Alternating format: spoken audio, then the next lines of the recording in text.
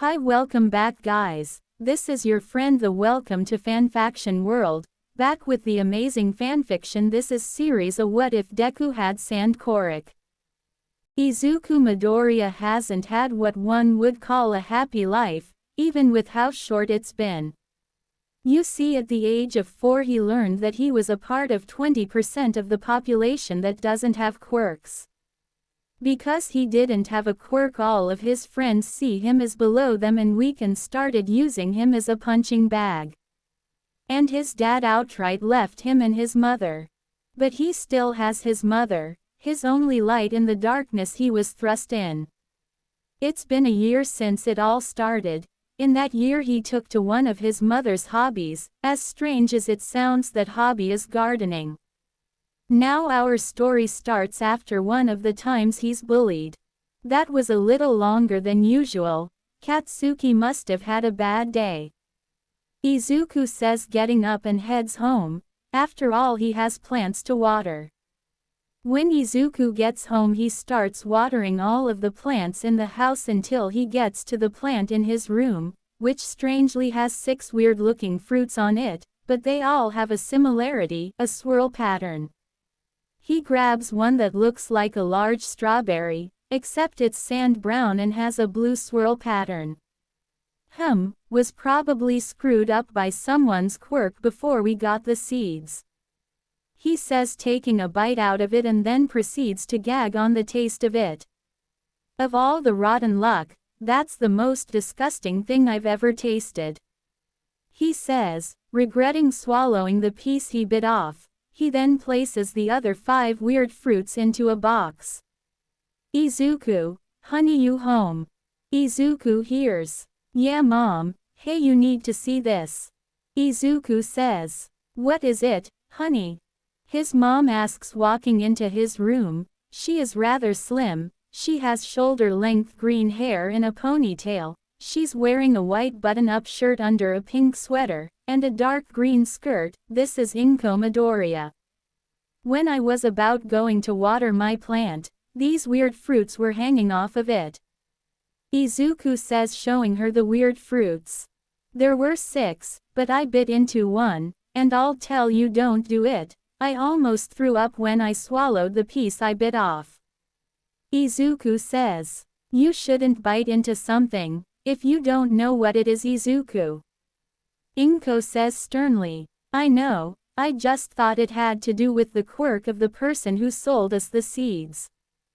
But why did only my plant bear these weird fruits? Izuku asks. I don't know, honey. We can try to find out over the weekend. Do you want Katsudon? Inko asks, noticing the scorch marks on his clothes, and smiles when she sees him smile. Next day, we see Inko and Izuku walking down the street. They then turn into a small shop, one half of the shop full of antiques while the other is full of plants. At a desk and cash register is a beautiful woman, at least 30. She has long blonde hair, blue eyes. She's wearing a blue t-shirt, a salmon sari skirt, and blue high heels. Ah, Inko, it's a pleasure to see you again, and this must be little Izuku.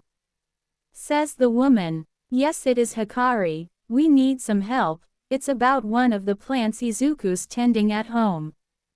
Inko says. Oh, is there a problem? Hikari asks. I don't know. When Izuku got home and got to tending to the plant in his room, he told me it had 6 weird-looking fruits on it. Regrettably, he bit into one, and said it tasted disgusting. This box has the other 5. Inko explains, showing Hikari the fruits. How strange. A while back my daughter found a book in the basement, but it's in a language no one's ever seen, and I've taken it to many linguists. I've seen at least one of these fruits in it. Little shrub, bring that book you found, please, dear. Hikari asks. Yes, mommy. They hear from the back. After a couple minutes, Inko and Izuku see a girl walk out of the back with a book. She has chin-length hair made of green vines, dark green eyes. She's wearing a green sundress and sandals. Here's the book, mommy. The girl says. Thank you dear, now introduce yourself to Izuku, and then take him over to the park and play. Hikari says smiling. Yes mama. Hello, my name is Ibara Shiozaki, it's a pleasure to meet you. Shiozaki says bowing. Don't forget to introduce yourself to Izuku. Inko say, hello Shiozaki, I'm Izuku Midoriya, it's nice to meet you. Izuku says a bit shy, trying to bow while hiding behind Inko's leg, and blushes when Shiozaki giggles, making both mothers smile. Okay, you two go play at the park. Inko says, and then Hikari and her both laugh, as Shiozaki grabs Izuku's hand and leads him out to the park across the street. With Izuku and Ibara, what do you want to do, Shiozaki? Izuku asks. Would you push me on the swings, Midoriya? She asks. Sure, he says, starting to smile, and they walk over to the swing. She sits and he pushes her. Midoriya, do you not have many friends? She asks. No, he says. Why, you're kind, like plants, and cute. She says, but then feels a soft impact. She stops the swing and looks back and sees only Izuku's legs and sand, freaking her and an elderly couple who's been watching out. Then the sand floats up and coagulates on his legs and he's there, with wide eyes and a red face. Midoriya, I'm so sorry. Shiozaki says. That's an interesting quirk you have, kid. They hear and see a guy at the park entrance, probably 27. He has dark green hair with yellow streaks in it, yellow eyes and glasses. He's wearing a dark blue suit. But how? I was diagnosed as quirkless a year ago and was quirkless yesterday. I have the toad joint and everything. Izuku says. That is interesting. Well, either way, be careful, me and my leader are after a villain in the area. The man says. Wait, you're, Sir Night Eye, aren't you? Which means All Might's in the area too. Izuku asks with stars in his eyes. Yes, he is. Now you said that you pretty much just now got your quirk. Night Eye asks. Yes, sir. Izuku says. I'd like to speak to her about seeing a quirk doctor, and in this case for a quirk like yours, I know one of the best. Night Eye says, smiling warmly. All right. Izuku says. Right then, let me just give All Might a call. Night Eye says. As he's about to dial, they hear screams come from the antique and garden store. Mom, Mama! Izuku and Ibara yell, and run to the store. They're followed by Night Eye, who hits a red button on his tie. The three of them burst into the shop and see something that angers Sir Night Eye, the villain he and All Might were chasing, standing over the corpses of both kids' mothers. Oh, look, more lambs to the slaughter and my failure of a runt. The villain says as what seems to be muscle fibers overtake his arms and legs. But before anyone can make any movements, the floor between them seemingly erodes into sand that clamps around the villain so tightly that Night Eye hears several bones crunch. He looks over to Izuku and sees tears and a whole lot of anger in his eyes. What the hell? The villain yells, and Night Eye looks back to see thorny vines coiling around his head, and not noticing the pink specking out of her shoulders. Sir Night Eye sighs and puts a hand on both children's shoulder, breaking them out of a stupor, and the vines retract, while the sand falls, dropping the villain to the ground, who is thankfully unconscious. Have no fear, for a flamboyant voice goes to say, but Night Eye hits him before he can finish. We were too late, he says somberly, as All Might looks and sees two crying children, the villain, and two corpses. Oh no, All Might thinks sadly. After 30 minutes the whole building and block is covered by police. Night Eye, All Might, greets a guy. He's rather tall, has short, black hair and black eyes. He's wearing a tan overcoat and matching hat over a black suit.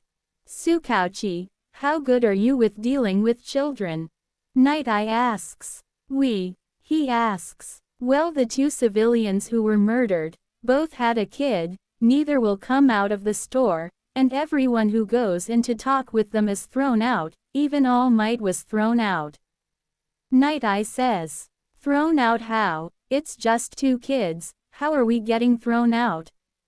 Sukauchi asks. Well, the boy was diagnosed as quirkless a year ago, but not 40 minutes he awakened a quirk. He was pushing the girl on the swings, she called him cute, even I have to admit it was kind of funny when he froze. But you know, she was on a swing, so she ended up hitting him, but instead of getting knocked down, his upper body burst into sand, shirt too.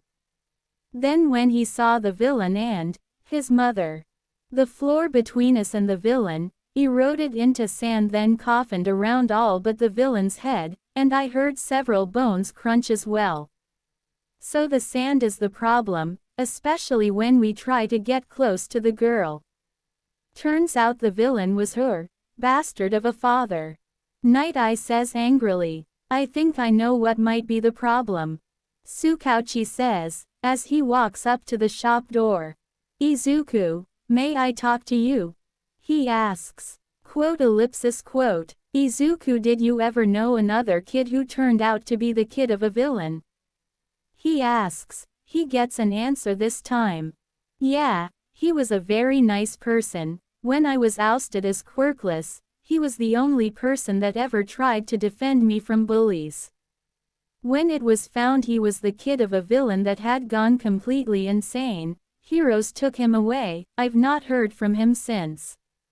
Izuku says. So you're afraid that, since Abara is in the same position as that boy, the same thing will happen to her? Sukauchi asks. Why, yeah, Izuku says. You have nothing to worry about, Izuku. The man behind that is in prison. No one's going to take your friend away. Sukauchi says. Really? Abara asks. Of course, dear. Neither of you have anything to worry about. Sukauchi says. I'm sorry I kept throwing people out. Izuku says, and the door to the store opens, and a lot of the police hearts break when they see the two kids with puffy red eyes. Izuku, Abara, may I tell you two one of my favorite quotes? Night Eye asks and they nod. It may be hard right now, but you must silence those thoughts. Stop counting those things you have lost. What's gone is gone. So ask yourself, what is there that still remains to you? He says, and smiles when Izuku takes a thinking pose. We can try to find a way so that this never happens again. Izuku says, unknowingly to everyone else, that statement has a much darker meaning to him and Abara. -10 years later. It's been a long 10 years. Izuku and Abara ended up being nigh inseparable, so Abara ended up moving in with Izuku. Izuku then found that even that the book Abara found was still in another language, he could understand and read it. He learned that it's a catalog of devil fruits. The 6 fruits on his plant were devil fruits. Devil fruits are mystical and mysterious fruits that, when consumed, provide the eater a special ability, depending on the type and variation of the fruit itself. With only one notable exception, an individual can only acquire the powers of a single devil fruit. Devil fruits can be divided into 3 different categories, which are Paramesha, Logia, and Zone. Paramesha are the most common type of devil fruit. They come in a variety of forms which can be divided further into several subcategories. These fruits give the users a power that can affect their body, manipulate the environment, and/or produce substances. Zone devil fruits allow the user to transform into another species. This type of fruit provides 3 basic forms: human, hybrid, and full beast form. Some even have different models. Logia devil fruits give its user the ability to become, create, and control an element or force of nature. All devil fruit users have a weakness to being submerged in water. Submerged in water they lose all strength in their body. It turns out he ate a logia called the Suna no Mi or sand fruit. He has a tiny extra weakness to water. He also gave one of the fruits to Abara. It had the appearance of a fruit made of pinkish white petals. It was a paramesha called the Hana no Mi or flower fruit, but instead of flowers, it allows her to replicate and sprout pieces of her body from the surface of any object or living thing. After learning all of this, they went back to the store to search for any other books. They found one other, but the only thing they can make out is something about willpower. Tsukauchi has taken to checking on them every week, to see if they need anything or need help with food, and he's completely oblivious to their nightly activities. When they both thought about stopping what happened to them from happening to others, the idea is that villains willing to murder innocents should just be killed. They pretty much start an underground organization that's become famous and known as Baroque Works. The organization is known by the entire crime world, the hero world, and vigilantes, but no member is known. There are 6 main leaders, but on that chain of command Izuku and Abara are obeyed above the other 4. They met the 3rd leader when they were 7. Izuku and Abara were walking home from school when they hear crying. -2 years later, we find Izuku and Abara running towards an alleyway. When they get there they see a man and woman bleeding out, and a girl about to be stabbed by a thuggish guy. The girl has onyx eyes, short, dark purple asymmetrical fringe, and 2 reflections shaped like sound waves on either side of her head, and hanging from her earlobes or earphone jacks. As soon as Izuku sees this, he sees red and the ground between him and the thug turns into sand. The thug falls like he's above water, and his head's the only thing out of the sand. They run up to the girl. "Are you all right?" Abara asks, while Izuku is looking at the thug, giving him a look that says, "Try anything and I won't hesitate to crush you," and the girl is still sobbing, as Abara rubs her back. Abara take her to the house and make a call. Izuku says, But mama, papa." The girl says, Hey, it's all right. May I know the name of such a beauty as yourself?" Izuku asks, making her blush. Kyoka Jiro." She says, "Well Kyoka, when do you think people die?" "When they are shot through the heart by the bullet of a pistol. When they are ravaged by an incurable disease. When they drink a soup made from a poisonous mushroom." Izuku asks, I don't know." Kyoka says, with teary eyes. "People die when they are forgotten. You don't plan on forgetting them, do you?" Izuku asks, "Never." Kyoka says, "Then go with Abara please, I'll deal with this trash." Izuku says, and her eyes widen. "Not like that, it's not my place to judge him.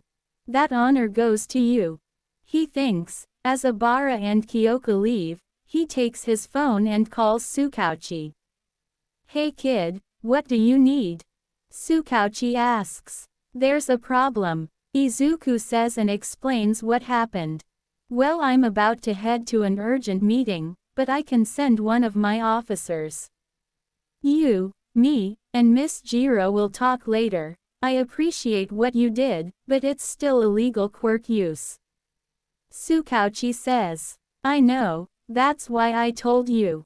Izuku says, after half an hour a police car and an ambulance drive up. The officer has the head of an orange tabby. Him and Izuku get the thug into the car. The two head onto his house. They go in and the officer gets a statement from Jiro and leaves. Several hours later they hear knocking on the door. Izuku answers it and sees Tsukauchi. Jiro shrinks back. "There's nothing to worry about, Kyoka. This is essentially me and Abara's foster father, but technically is our legal guardian." Izuku says. Tsukauchi introduces himself. gets the story of what happened from Jiro, and promptly praises and scolds Izuku and goes to leave. "Miss Jiro, would you like a ride home?" Tsukauchi asks. "No, I'd like to stay here where it's safe," she says, hiding behind Izuku. "Ha ha ha, that's fine. I actually doubt Midoriya would mind if you stayed and lived here," Tsukauchi says, leaving. "Why you don't mind, do I you?" Kyoka asks. "Welcome to the family, Jiro, but you have a rather harsh decision to make," Izuku says as the three of them walk down to the basement. "What do you mean?" Kyoka asks. "Remember when I said I have no place to judge that thug?" Izuku asks. "Yeah," Kyoka says. "Think very deeply, and think about your feelings. What do you think should happen to that man?" Izuku asks, as they walk into the basement, which is filled with sand. "I want him to be erased," Kyoka says after a while. "That's a weird way to put it, but in the hands of the police and heroes, people like him don't get what they deserve, just a glorified timeout.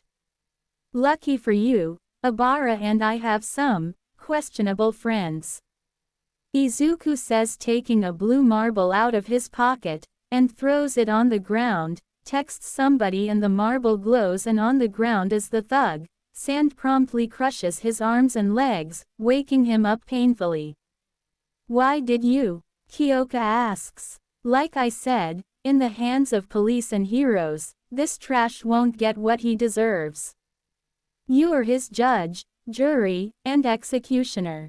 This is your test, if you will. You can stay as long as you want. I won't stop you, but if you truly want to be a member of our family, erase him, the man who took your parents away and tried to kill you," Izuku says. After the reminder that this is the guy that killed her parents, Kyoka sees red. Why should he be allowed to live if Mama and Papa couldn't? She screams in her head. The first thing she does is step on the thug's crotch. They then hear a crunch noise, and the thug screams in pain. "Please, stop her, I'm sorry," the thug yells. "Do you really expect any mercy? You brought this on yourself. Now it's time for you to pay the price," Izuku says, with a very sinister smile. After an hour of Kyoka taking her anger out on the thug, she then jabs her jacks into his eyes, and surges her heartbeat through them, making his head explode. After a few minutes, her eyes widen, realizing what she just did. She feels a hand on her shoulder and looks back and sees Izuku staring supportively, and she buries her head into his chest and lets the floodgates open. Hey, it's all right, you did nothing wrong. Abara, you take Kyoka upstairs and get her cleaned up," Izuku says, as he carefully pushes Kyoka over to Abara, and they both nod at it. But they watch Izuku put one of his hands on the sand, and Kyoka is amazed when all the blood and any incriminating evidence seeps into the sand. He then grabs the headless corpse, and at first she sees the body seemingly mummify, and then the body starts to break down into sand, clothes and all. Present. Several months of Kyoka living with them, they tell her everything. Izuku even offers her one of the devil fruits that looks like a silver orange with a black swirl pattern. Based on the catalog, it's a paramesha called the Supa Supa no Mi, or the dice fruit. It allows its user to turn any part of their body into a blade. After another few months, Kyoka is now the head of her own branch, the Erasers. They're the people that are generally dispatched to deal with mass murderers and rapists. Whereas Abara is the head of the bulk of their forces, while Izuku is the leader of the Faces. They're quirkless people who listen to gossip and rumors. They don't generally fight, but Izuku does train them to protect themselves. The next year, when they're 8, they meet the 4th leader. -3 years later, Izuku and Abara are at home working on homework, when there's beating on their door. Izuku answers the door, and sees Kyoka with a girl on her back covered in blood, and she has long black hair. Okay, what the hell happened? Izuku asks. I don't know exactly, but I was walking home from practice with the band, when the world blacked out, but an alley away I saw 5 red silhouettes, 2 white silhouettes, and 1 blue silhouette. When I got there I saw 5 thugs around this girl, and 2 other adults on the ground with slit throats. The thugs said something about this teaching the family and they left. I sent Atsuhiro after them. Kyoka squeaks out that last bit. Okay, but why did you bring her here? Izuku asks. I panicked. I'm used to getting rid of people not helping them, that's you and Abara. Kyoka says. Alright, the 2 of you take her upstairs to one of the guest bedrooms and do what you can to help her. Izuku says, taking his phone and dialing Tsukauchi. Izuku. Tsukauchi says. Get over here and bring an ambulance. Izuku says. Why, what happened? Tsukauchi asks, and Izuku tells him what happened. I'll be there as fast as I can. Tsukauchi says and hangs up. Izuku goes outside and after waiting 40 minutes sees Tsukauchi and an ambulance pull up and he's surprised when an old lady gets out of Tsukauchi's car. You brought Recovery Girl? Izuku asks. He wouldn't have to if you took the girl to the hospital. Recovery Girl says. Why are yelling at me? Kyoka's the one who brought her here. Izuku says. Either way, you told Tsukauchi she was bleeding. She says. Yeah, pretty badly. Izuku says, as the 3 of them and the paramedics head inside with equipment. After several minutes they get up there and find that the girl's injuries aren't too bad and Recovery Girl's quirk will suffice, but there was some blood loss. One of the paramedics found she had A-type blood which Kyoka shares, so they do a blood transfusion. After several days the girl starts to wake up.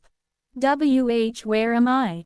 She asks, noticing that it's almost nighttime. Then the door opens and sees a short old lady. Oh, you're awake, dearie. It should be a couple more hours until they're home, so I'm the only one here right now. You might know me as the pro hero Recovery Girl, but you can call me Chiyo Shuzenji. By the way, what's your name, dear? Chiyo says kindly. I'm Momo Yaoyorozu. Momo says. Oh, you're a member of the Yaoyorozu family. Chiyo says sadly. Is there something wrong? Momo asks, but then remembers what happened. What happened to my parents? She yells. Sigh. I'm going to call the detective. Chiyo says. After a couple hours Izuku, Abara, and Kyoka are walking home when they see Tsukauchi walking to his car. Hey you 3, your guest is finally awake, but knowingly distraught. Tsukauchi says, leaving. That's good, I was worried she wasn't going to wake up. Izuku says as they go into the house. I really would have made those guys pay then. He thinks angrily. As they walk into the kitchen, they see Chiyo and the girl at the dining table. Well, it's about time you woke up, Sleeping Beauty. He says good-naturedly, and gets the reaction he was hoping for, being her blushing but smiling and giggling nonetheless.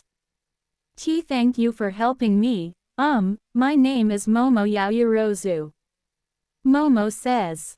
Kyoka here's the one who found you. I only got the ambulance here, and proxy detective Tsukauchi brought Recovery Girl. Izuku says, pointing at Kyoka. Anyway, I'm Izuku Midoriya, this is Abara Shiozaki, and like I said, Kyoka Jiro. He says, introducing the family. Well, thank you, Miss Jiro. Momo says. Just Kyoka is fine, I'm not one for formalities. Kyoka says, smiling. Well dear, it was a pleasure to meet you, but what do you plan on doing? Chiyo asks. I don't know. Without parents is there even a reason to go home? Momo says. Well, you can always stay here, Kyoka. Obara and I live with the same circumstances as you, Kyoka, more than the two of us. Izuku says. What do you mean? Momo asks. Well, Izuku and I only lost our mothers, but they were the only ones that mattered to us. Izuku's father left when he was wrongfully diagnosed as quirkless. Whereas my father was a serial killer who on a spree one night years ago raped my mother and then killed her 3 years ago, and is now in Tartarus prison. For all we care, the two of them can go and die. Obara says. Oh, I'm sorry for making you think about that. But I can't just stay here, that would be imposing on your lives. Momo says. Miss Yaoyorozu, you won't be imposing. Truthfully, if I was old enough and this house was big enough, I'd take in every orphan I could find. Izuku says. He's not lying, dear, he actually would if he could. Chio says, smiling. Alright, it can't hurt to stay for a little while. Momo says a little slowly. Month later, we see Izuku, Obara, Kyoka, and Momo are in the kitchen working on dinner when they hear a particular knock on the door. Izuku opens the door and they see male about 13, he has short black hair and brown eyes, and his left arm is all bloody. Mr. Atsuhiro, what happened? Momo asks, already using her quirk creation to make bandages. Hehe, it's fine, Miss Yaoyorozu. I just had a rather unpleasant run-in with a certain group of thugs, and what did I say? Call me Compress. Compress says. You ran into those thugs, that attacked me. Momo asks with a small hint of extreme malice, which doesn't go unnoticed. It's alright, Momo, I can do this. Kyoka, I think you should talk to Momo. Izuku says, bandaging up Compress's arm. Why me? Kyoka asks. You're the one that's closest to her. He says, and smirks seeing both of them blush, and chuckles as they go upstairs. They both walk into Kyoka's room, which is full of instruments.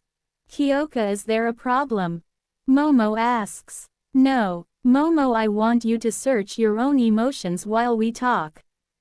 Can you do that for me? Kyoka asks, smiling at Momo, making her blush. Of course, but what are we going to talk about? Momo asks, but finds Kyoka's finger on her lips. Shish, just listen. Tartarus prison is where the most vile and dangerous villains in the entire world are sent. Momo, do you know where the name for the prison comes from? Kyoka asks, then looks at Momo and sees her thinking and listening. The name comes from Greek lore, based on the deepest dungeon in hell where the vilest of sinners are tortured for the rest of eternity. But the prison only keeps them imprisoned, when, like previously stated, it's home to the most vile and dangerous villains, who've certainly killed hundreds or even thousands of people. For instance, the carnal murderer, Muscular, Obara's father, is confirmed to have killed almost 800 people. Anyone like that, in my book, shouldn't be allowed to live. Those thugs, true, they aren't on the level of people like Tartarus villains, but they have 2 confirmed kills. Who knows how many people they have killed, or will kill. My question to you, what do you think should happen to people like them? She asks, and sees a very dark look in Momo's eyes. Might have laid it on too thick. She thinks. I don't think they should be allowed to live. They take life, so why should they be allowed to keep theirs? Momo yells with pure malice in her voice, surprising everyone in the house. She sees Kyoka turn around, and her heart flutters when she sees her smile. You're definitely one of us, and we have a present for you. Follow me. Kyoka says, and Momo follows her down to the main floor, and only sees Obara finishing dinner, but she turns and smiles at Momo. She then follows Kyoka down to the basement and is surprised to see the 5 thugs that killed her parents, all laying on sand with all their arms and legs in positions she knows they're not supposed to be bent. With Izuku standing off to the side, and Compress kicking one in the head. Probably the one that attacked him. Momo thinks. She then looks at the thugs, and doesn't see them in pain, but smirking back in the alley, and she just sees red. Before Izuku, Kyoka, and Compress can react, they hear a crunch noise. They and the thugs look and see Momo holding a sledgehammer over the crushed head of one of the thugs, scaring the other 4. "No, don't, please, one of you stop her. One of the thugs, please." Then Momo proceeds to crush the heads of the other 4. She then looks up and sees the other 3 with wide eyes, and then her eyes widen. I didn't mean to. Momo, please. It's all right, Momo. I'll say the same thing I said to Kyoka last year. You've done nothing wrong, and those thugs brought that upon themselves. We're just surprised you did that with no goading. Izuku says, putting his hand on the sand, and breaks his other hand down into sand and turns the bodies and their clothes into sand, getting rid of all evidence. Now let's go upstairs, and eat, and Compress, you're staying here tonight. He says. Right, boss. Compress says. I'm not all that hungry right now, sorry. Momo says, heading upstairs. That's all right. The first kill is the worst after all. Izuku says. Momo, if you need to talk, the 5 of us have all been through what you're going through. Kyoka says. Present. After a couple days Momo felt better, so the group explains everything, and as with Kyoka, Izuku offers her one of the devil fruits. The fruit looks like a Yubari king melon, it's dark gold, with light yellow swirls. Based on the catalog, it's a Logia just like Izuku's. It's called the Pika Pika no Emi, or the Glint Glint fruit. It allows its user to create, control, and transform into light. After a month with the help of Izuku, she starts the science and support branch. Kyoka then finds the other book that Izuku and Obara found when they went back to the shop, and she could read it. It was titled Haki, the Hidden Power of Willpower. One of the things in the book details exactly what happened when she had found Momo. It's one of 3 abilities. The one she used is called Kanbunshoku Haki. Haki is described as a mysterious power that is found in every living being in the world. It is not that different from the typical senses. However, most people do not notice it or fail to awaken it. Broadly speaking, there are 2 types of Haki available to everyone, given the proper training, but there is a 3rd type that only a certain group of chosen ones are said to possess. In simple terms, Haki is an ability to sense and predict spiritual energy, use life force as physical reinforcement, and, for the rare chosen ones, overpower enemies' willpower with your own. Kanbunshoku, or observation Haki, is a form of Haki that allows the user to sense the presence of others, even if they are concealed from view or too far to see normally, and with mastery limited precognition.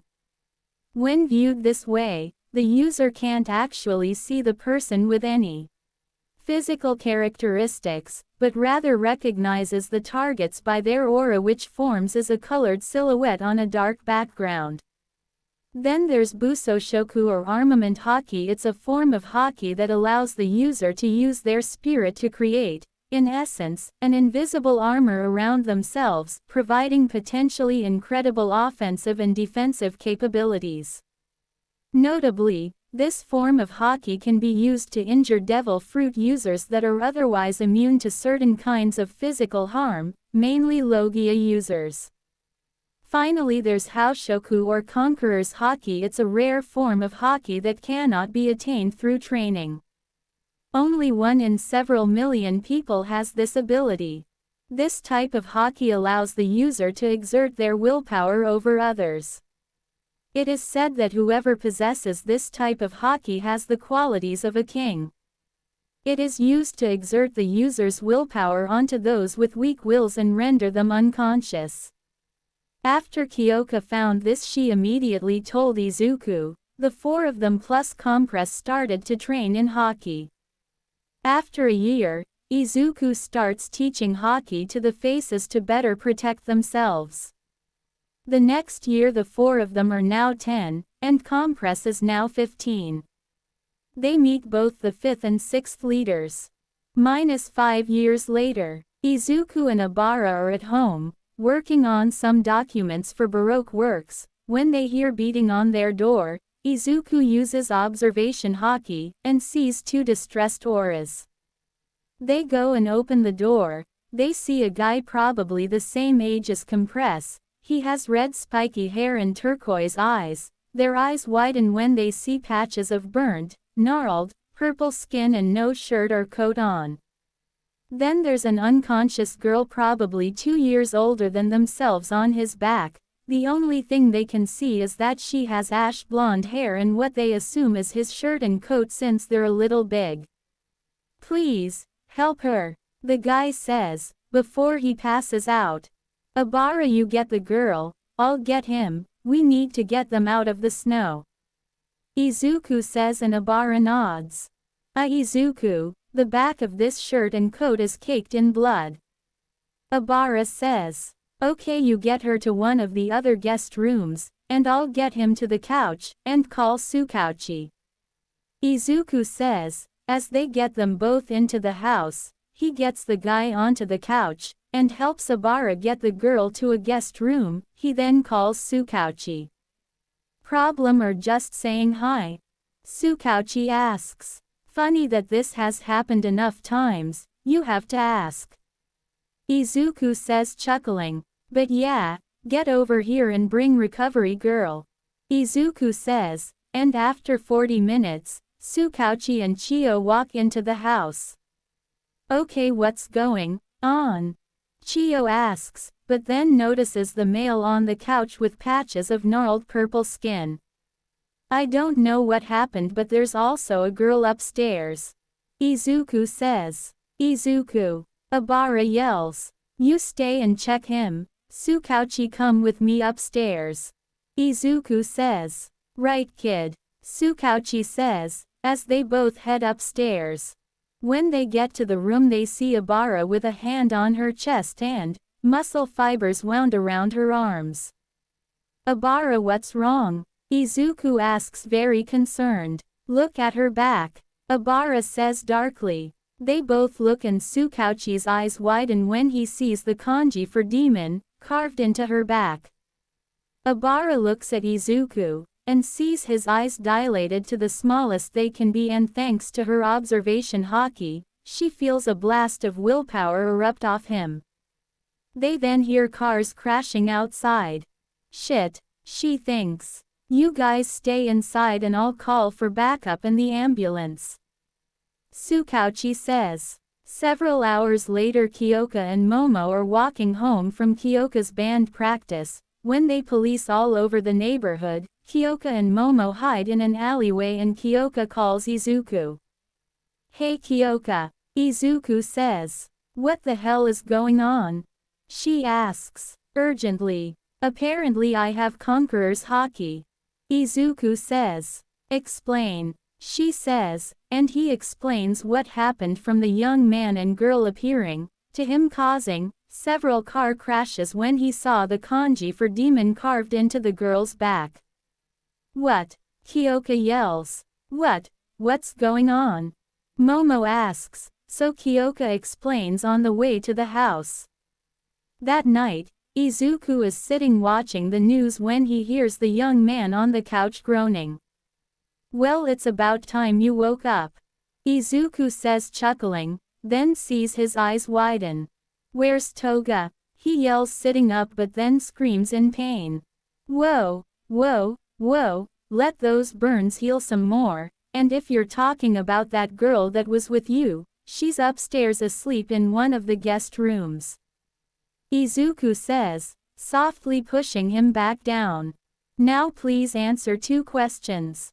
He says. All right. The guy says. Who did this to the 2 of you?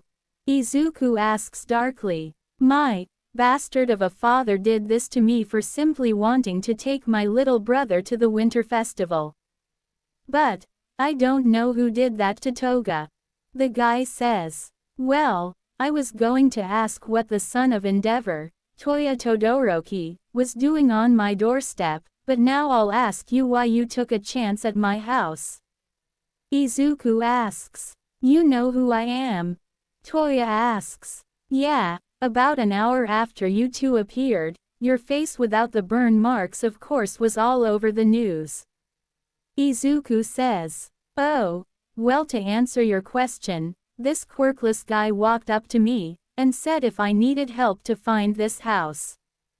Toya says. I knew stationing one of the faces nearby was a good idea. Izuku mumbles, then pulls his phone out and calls Tsukauchi.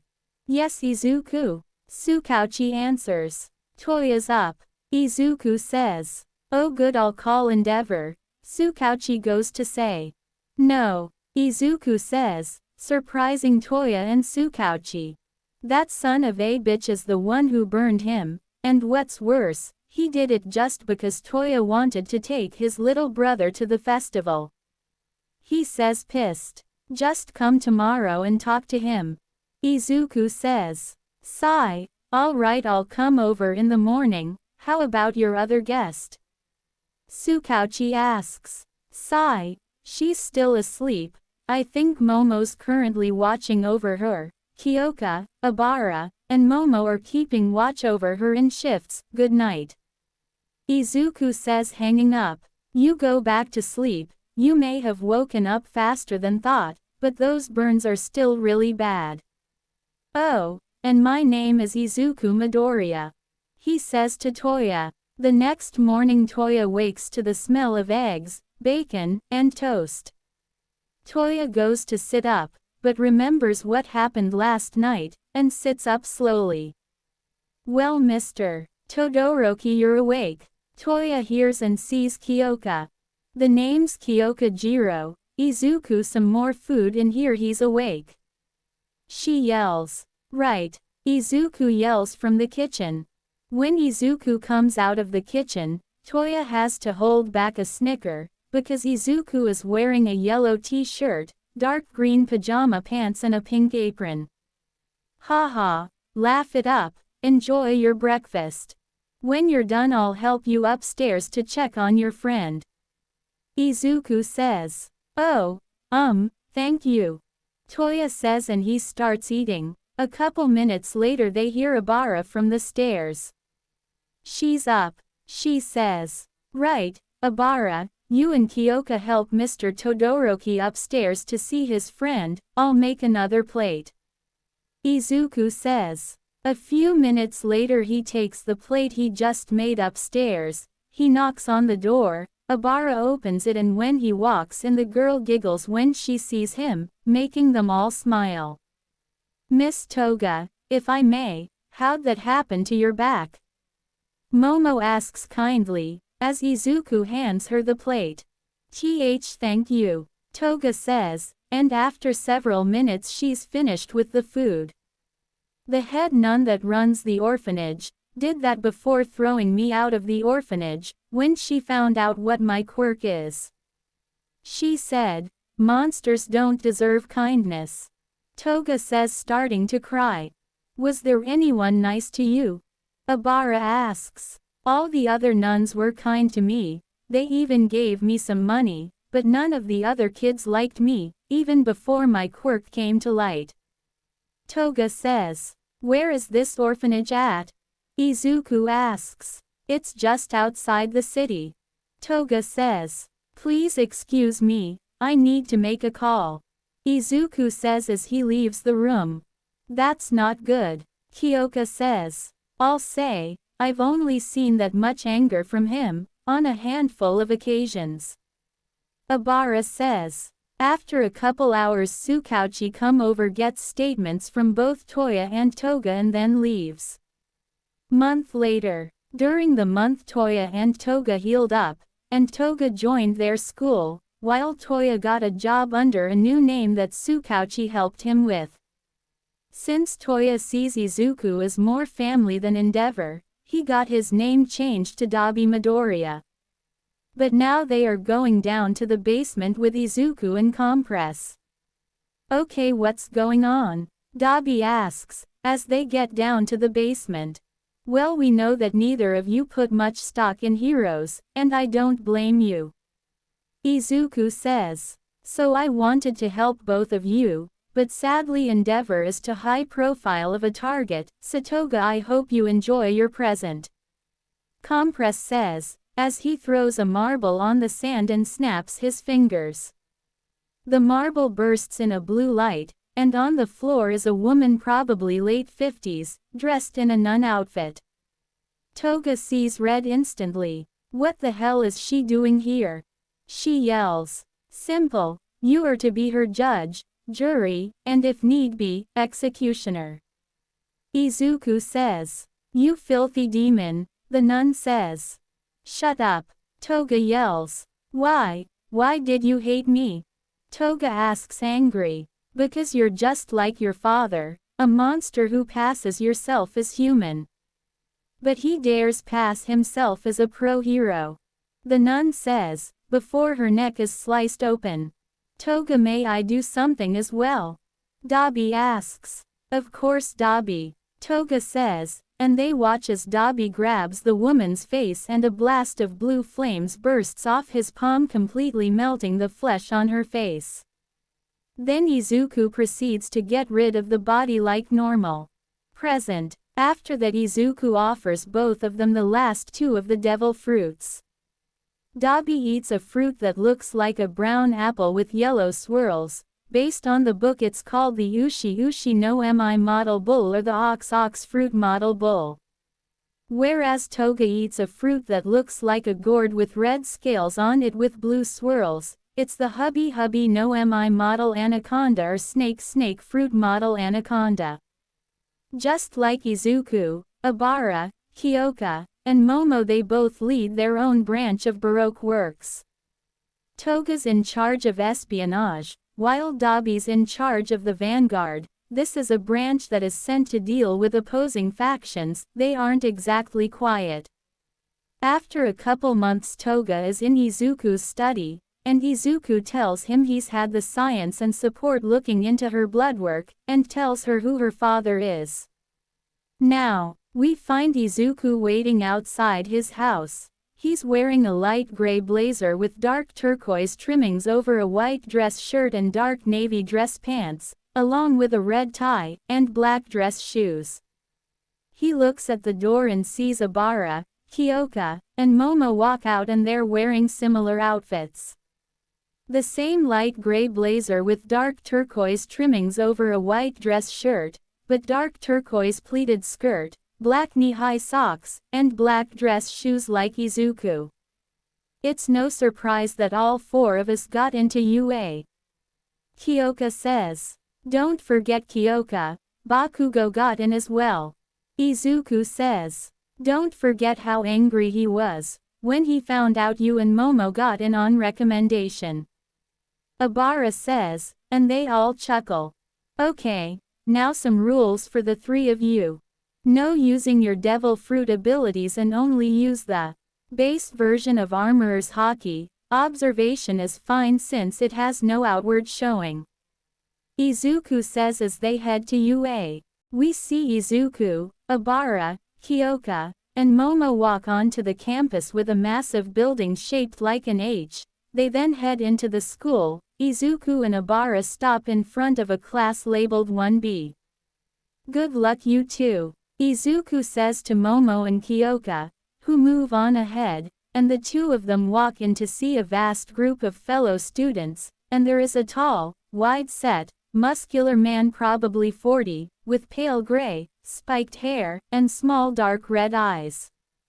He's wearing a dark red skin-tight suit with a very low U-shaped collar that's lined with a thick black trim, which matches the ones over his shoulders, white over-the-knee boots, thick vambraces over his lower arms, a thin wire snaking from one of the two small protrusions on the left one to the back of his neck, and red gloves. Around his waist he has a three-piece metallic belt which dips downwards in the center, and an orange mask over his eyes. So this is our homeroom teacher, pro-hero Vlad King, quirk blood control. Izuku thinks. Okay, now that we're all here, you'll be taking a quirk apprehension test. It has 8 physical fitness tests. Now get on your gym uniform and get to the field. Vlad King says, presenting a blue gym outfit with white stripes, that shape UA. We then see the whole class outside on a field.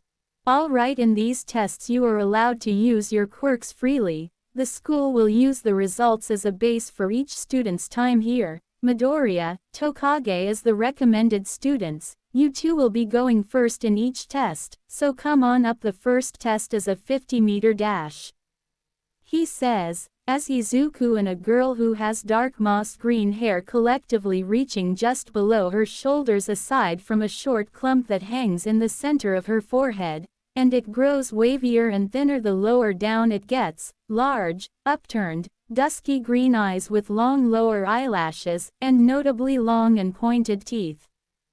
Go, they hear in an automated voice, and everyone sees Tokage's upper body separate from her lower and float forward, while Izuku's entire body bursts into sand and rushes forward, when Izuku crosses the finish line. 1.5 seconds. And when Tokage crosses the line. 2.5 seconds. Next, Shiozaki and Monoma. Vlad King says, as Abara and a guy with short blonde hair and blue eyes, who seems to have a massive inferiority complex. Go. And they see muscle fibers burst out of Shiozaki's body and wrap around her arms and legs, and she lunges, leaving Monoma in a literal dust cloud. 1.2 seconds. And then Monoma crosses the line. 10 seconds. And after about 15 minutes each student is holding some sort of device. This is a grip strength test. Vlad King says, when they all go to start, they hear electricity, and look over at Izuku and Abara, whose devices are short-circuiting and proceed to blow up, alarming Vlad King. When the smoke clears they see muscle fibers receding back into Abara's body, while sand is coagulating back at Izuku's spot. Vlad is relieved to see that they're okay. He looks down at his tech board and is alarmed by the results that were last recorded by the devices before they blew up. I am possible, 10,000 kilograms for Shiozaki, and 5,000 kilograms for Midoriya. He yells, surprising the other students. After another 5 minutes they're standing outside a large box of sand. This is of course a standing long jump. Vlad King says, and Izuku bursts into sand and floats over the box, while Abara encompasses her legs in muscle fibers and jumps clear over the box. Next they're in front of a set of 3 lines. This sigh is repeated side steps. Vlad says, and they see Izuku stand there when his body seems to ripple, and starts shifting side to side and eventually turns into a blur. Next Abara has muscle fibers wrap around her legs and automatically turns into a blur, moving side to side. After another 10 minutes they see a white circle on the ground. Now this is the ball throw, so go Midoriya. He says, and Izuku goes and stands in the circle, and then points his hand out with the ball. Sand blast. Izuku says, as his hand bursts into sand, and the ball rockets into air. 900 meters. The computer records, when Abara is up they see a lot of muscle fibers surround one of her arms, and she throws the ball so hard that it breaks the sound barrier, surprising everyone except Izuku, Kyoka, and Momo, who are both on another field. 1,000 meters. When they're done they also did seated toe touch and sit-ups, which neither got some kind of monstrous record, but Obara still had a better record than Izuku, and the last test is a stamina testing distance run, which Vlad King has to stop the two of them since they've already outran everyone else in Class 1B. When he shows the results, the top 5 students are as follows: Obara Shiozaki, Izuku Midoriya, Setsuna Tokage, Juzo Honanuki, Jirota Shishida. Now these results will be the basis of a personal training plan for each and every one of you, that you will stick to on weekends, since you're being given free rein to come here on the weekends and train. Now go get lunch, your first day is over. Vlad King says, walking away. That night, we see Izuku sifting through some papers in his study. Very interesting, Izuku says. What's interesting, Zuku? Kyoka asks, as her, Obara, and Momo walk into the study. Turns out 2 of our classmates are more than they seem. Toga and Dabi told me, one is a spy for the League of Villains and the other is one of our own agents. Miss Monday, Toga's most trusted agent, trusted that Toga even taught them to use observation hockey. Izuku says, showing them 2 of the papers. I guess that's where these papers came from. Momo asks. Yep, they're copied files, on each student of Class 1A and 1B, or of interest. Izuku says. So whose files did we get? Obara asks. So first U2's class, Class 1A, Yuga Aoyama, quirk, naval laser. Mina Ashido, quirk, acid. Suyu Asui, quirk, frog. Tenya Iida, quirk, engine. Ochako Uraraka, quirk, zero gravity. Masharao Ojiro, quirk, tail. Denki Kaminari, quirk, electrification. Ejiro Kirishima, quirk, hardening. Koji Koda, quirk, anavoice. Rikido Sato, quirk, sugar rush. Mezzo Shoji, quirk, dupli arms. Kyoka Jiro, quirk, earphone jacks. Hanta Siro, quirk, tape. Fumikage Tokiyami, quirk, dark shadow. Hehehehehe. Shoto Todoroki, quirk, half hot half cold. Toru Hagakuri, quirk, invisibility. Katsuki Bakugo, quirk, explosion. Itsuka Kendo, quirk, big fist. Minoru Mineta, quirk, pop off. Momo Yaoyorozu, quirk, creation. Izuku says, holding up the file of student, with a picture and a description of their quirks. And our class Izu? Obara asks. Class 1B, Yosetsu Awase, quirk, weld. Sen Kaibara, quirk, gyrate. Togaru Kamakiri, quirk, razor sharp. Shihai Kuwaro, quirk, black. Izuku Midoriya, quirk, sand. Yui Kodai, quirk, size. Kanoko Komori, quirk, mushroom. Obara Shiozaki, quirk, vines and muscle augmentation. Jirota Shishida, quirk, beast. Narengeki Shota, quirk, twin impact.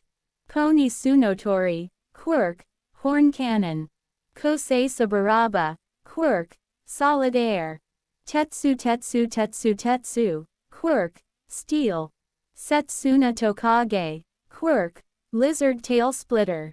Manga Fukidashi, quirk, comic.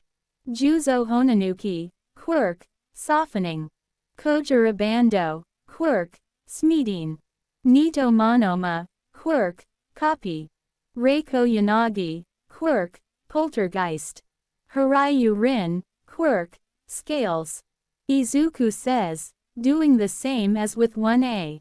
And of interest? Momo and Kyoka ask. Of interest, Mirio Tagata, quirk, permeation. Najire Hado, quirk, wave motion. Tamaki Amajiki, quirk, manifest, class 3A. Hitoshi Shinso, general studies, quirk, brainwash. Mei Hatsume, department of support, quirk, Zoom. Izuku says, and is the same as with Class 1A. So what's your plan with UA? Toga asks walking in. You say that like I have a scheme going. There is no scheme, we're continuing to do what Abara and I started, when we started Baroque Works. Izuku says, swerving around in his chair to look out the window. But either way, have our agent keep an eye on the League of Villains spy. He orders. I'm on it. Toga says, leaving. Next day. Okay class, for the first foundational hero studies, both Class 1A and 1B, we'll do this class together, so get your costumes on and head to Ground Gamma. Vlad King says, pressing a remote, and a panel comes out of the wall with suitcases numbered 1 to 20. After 10 minutes we see Izuku, Abara, Kyoka, and Momo walking out of a tunnel. Izuku is wearing a green dress shirt with a black tie, black dress pants, black dress shoes, and a dark green fur coat that hangs by his shoulders. Abara is wearing a black tank top, camo pants, and black steel toe boots. Kyoka is wearing a gray tank top, midnight camo pants, and black steel toe boots with stereos built into their shafts, black gloves with built-in brass knuckles, and a plain black choker. Momo has her hair as always now in a high ponytail, and is wearing a red bareback top, dark yellow knee-length shorts and a jewel-style belt, red calf-length boots and a monocle-like visor on her right eye. Now both Class 1A and 1B, here are your personalized regiments. Everyone aside from Izuku, Abara, Kyoka, and Momo are amazed when they hear and see All Might, who passes out sheets, while Izuku notices a short guy, and I mean short, who has purple balls for hair in the style of a mohawk ogling all of the girls, and Momo in particular, and Izuku walks over to him grabbing the attention of a couple people. Hey, you're Minoru Mineta, right? Izuku asks. Yeah, how'd you know? Mineta asks. Izuku Midoriya. Izuku says, holding his hand out. Throughout the year, I work with the homeless, so I meet people from all over Japan. A month ago I was working with a small group, and all the girls in the group were talking about how they were happy to be away from a guy whose description you match. Sorry for assuming at first. He says. It's Alri, Mineta goes to says. When he hears the wall behind him crunch, he looks and sees Izuku's fist embedded in the wall, which starts turning into sand. That's an aspect of my quirk. I don't know what it would do to a person, so stop staring at the girls, or I might be willing to learn. Izuku says in an overly friendly tone. Right. Mineta says. Aizawa, how did you pass that kid? Vlad King asks his fellow teacher, a guy with long, ragged, tired, black eyes. He's wearing a black jumpsuit tucked into black boots. Personality aside, he does have potential, especially as a search and capture hero. Aizawa says. Now today's class will be matches between Class 1A and 1B. One team will be the hero team and the other will be the villain team. Outside of one team for each class, the other 4 teams will be completely random along with 4 matches. All Might explains. For Class 1A, the decided team is Shoto Todoroki, Momo Yaoyorozu, Katsuki Bakugo, and Itsuka Kendo. Aizawa says. And the team for Class 1B is Izuku Midoriya, Setsuna Tokage, Shihei Kuwaro, and Yui Kodai. Vlad King says. Now the goal of today's exercise is, the villains have hidden a nuclear device somewhere within the building. It's the hero's job to capture the bomb. All Might explains. With Izuku, Setsuna, Shihei, and Yui. So what's the plan? Asks a guy with fluffy, white hair, thin, black eyes, and pitch black skin. He's wearing a black jumpsuit, as they are in a room on the bottom floor with the fake bomb. Personally, I know Katsuki and Momo. While Katsuki isn't a recommended student, he's not to be underestimated at any cost. I don't know anything about kendo, but the fact that she's with Momo, Katsuki, and Todoroki means she shouldn't be underestimated either. Izuku says. What about Todoroki? Asks a girl with black, shoulder-length hair in a bob style, cerulean eyes and a neutral expression. She's wearing a red bodysuit with a white collar trim, a matching V pattern running over her chest and around her upper arms, which also includes a short white skirt with a red design at the front, dipping so it follows the one in her chest, plain vambraces, as well as a hat which resembles the front of a baseball cap, colored red with white U-shaped lines around the sides, with a metal piece resembling a fin attached at the back of the strap around her head, a belt at her waist and straps around her shoulders, what appears to be an oval-shaped gemstone set between them on her chest, each adorned with a small pouch. First off, for Todoroki you have to look at the fact that he's a recommended student in the first place. Second, that his recommendation comes from fighting capability and skill like Tokage, compared to me and Momo who got our recommendations for our intelligence, and last is who he's related to. Izuku explains. What do you mean? Setsuna, Shihai, and Yui ask. Well, Todoroki is the family name of the current number 2 pro hero, Endeavor, real name Enji Todoroki. Now I do have an idea. Izuku says, telling them his plan. With Momo, Todoroki, Bakugo, and Kendo. So what's the plan here? Asks a girl with orange hair tied in a side ponytail, and teal eyes. She's wearing a turquoise knee-length kipao, under a black double-breasted corset, ending just below her breasts, black short pants under the kipao, a loose brown utility belt around her hips, with a satchel attached at the back, a thin black domino mask around her eyes, and white-heeled navy blue boots with wide vamps that reach down to her toes filled in with white slips.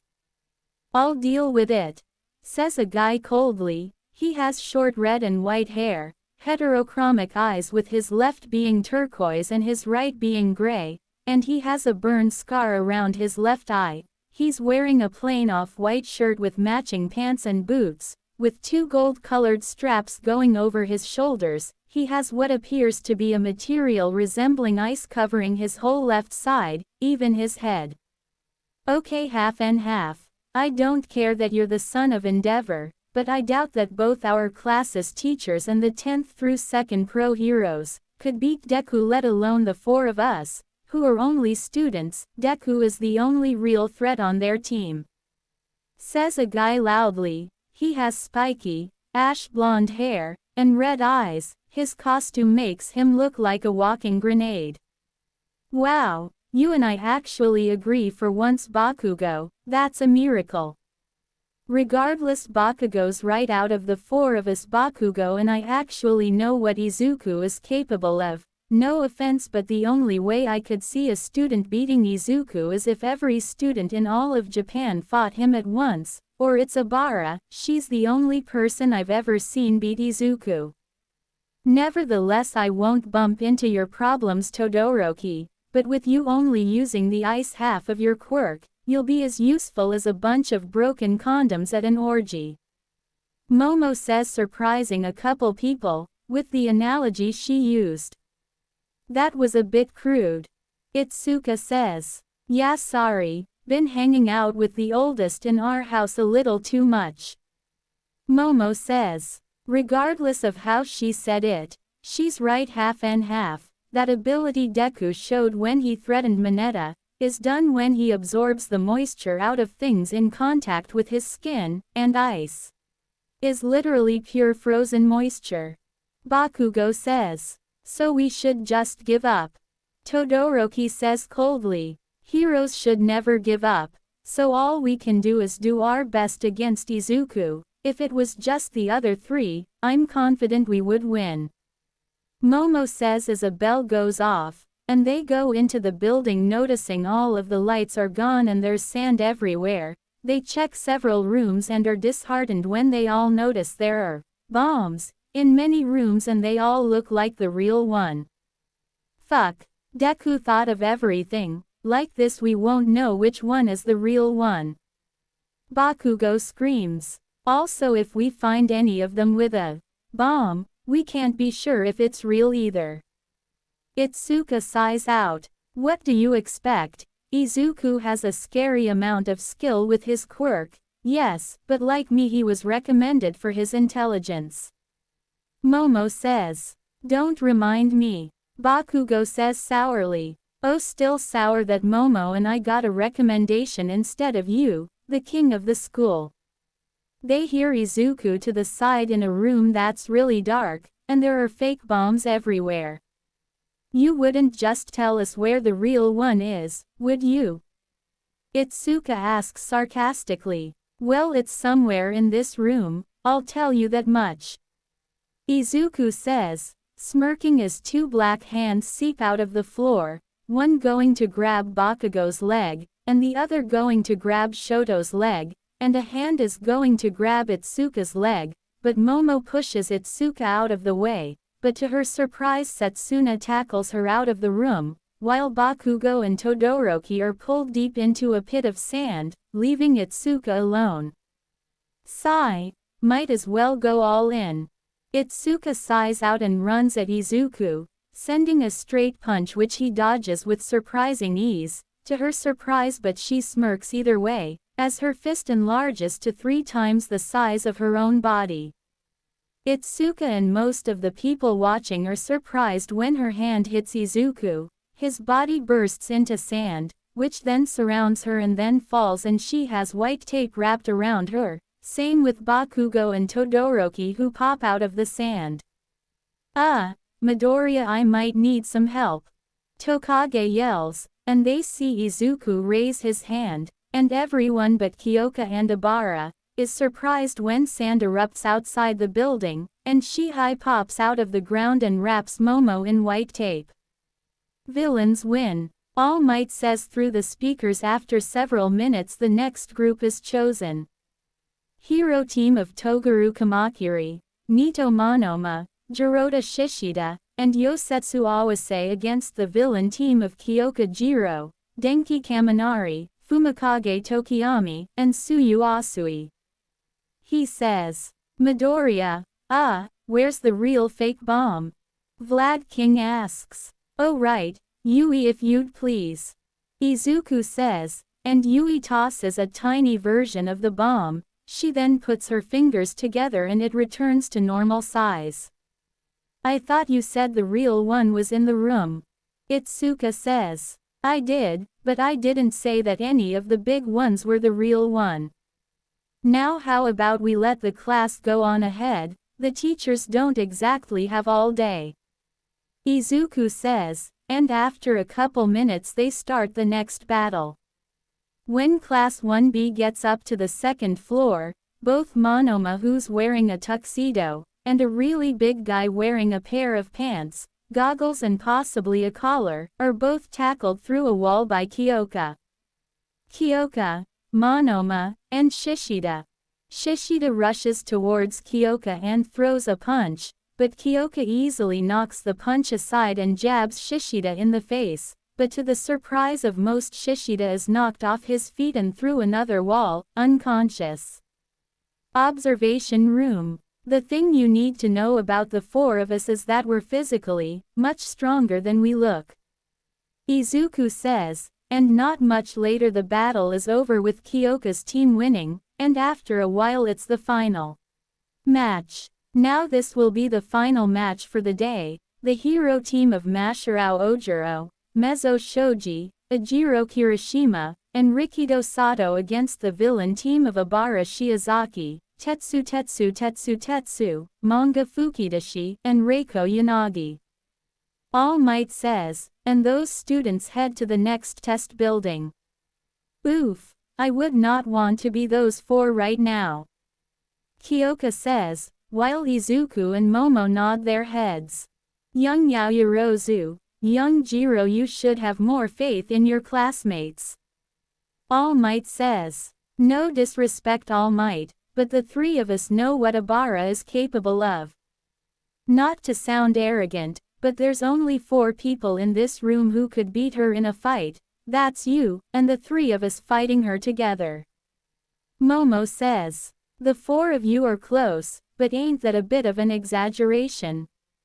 Tokage asks. Since you're asking, that means none of you tried to fight her. She's kind and friendly most of the time, but in battle you'll be nothing but a ragdoll to her.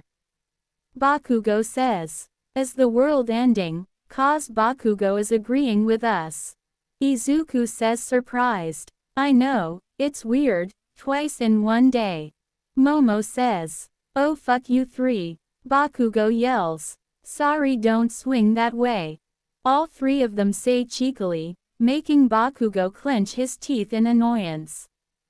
If you don't believe us, then just watch. Kyoka says, and points at the screen.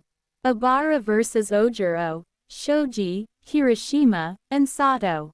We see Abara standing in front of a plain-looking guy wearing a GI, a guy with 6 arms, a guy with spiky red hair, and a guy looking like he's trying too hard to look like an old-time wrestler. Let me guess, Ojiro, Shoji, Kirishima, and Sato.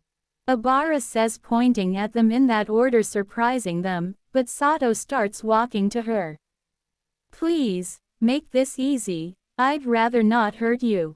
Sato says. How about you make me move, otherwise you ain't getting through this door.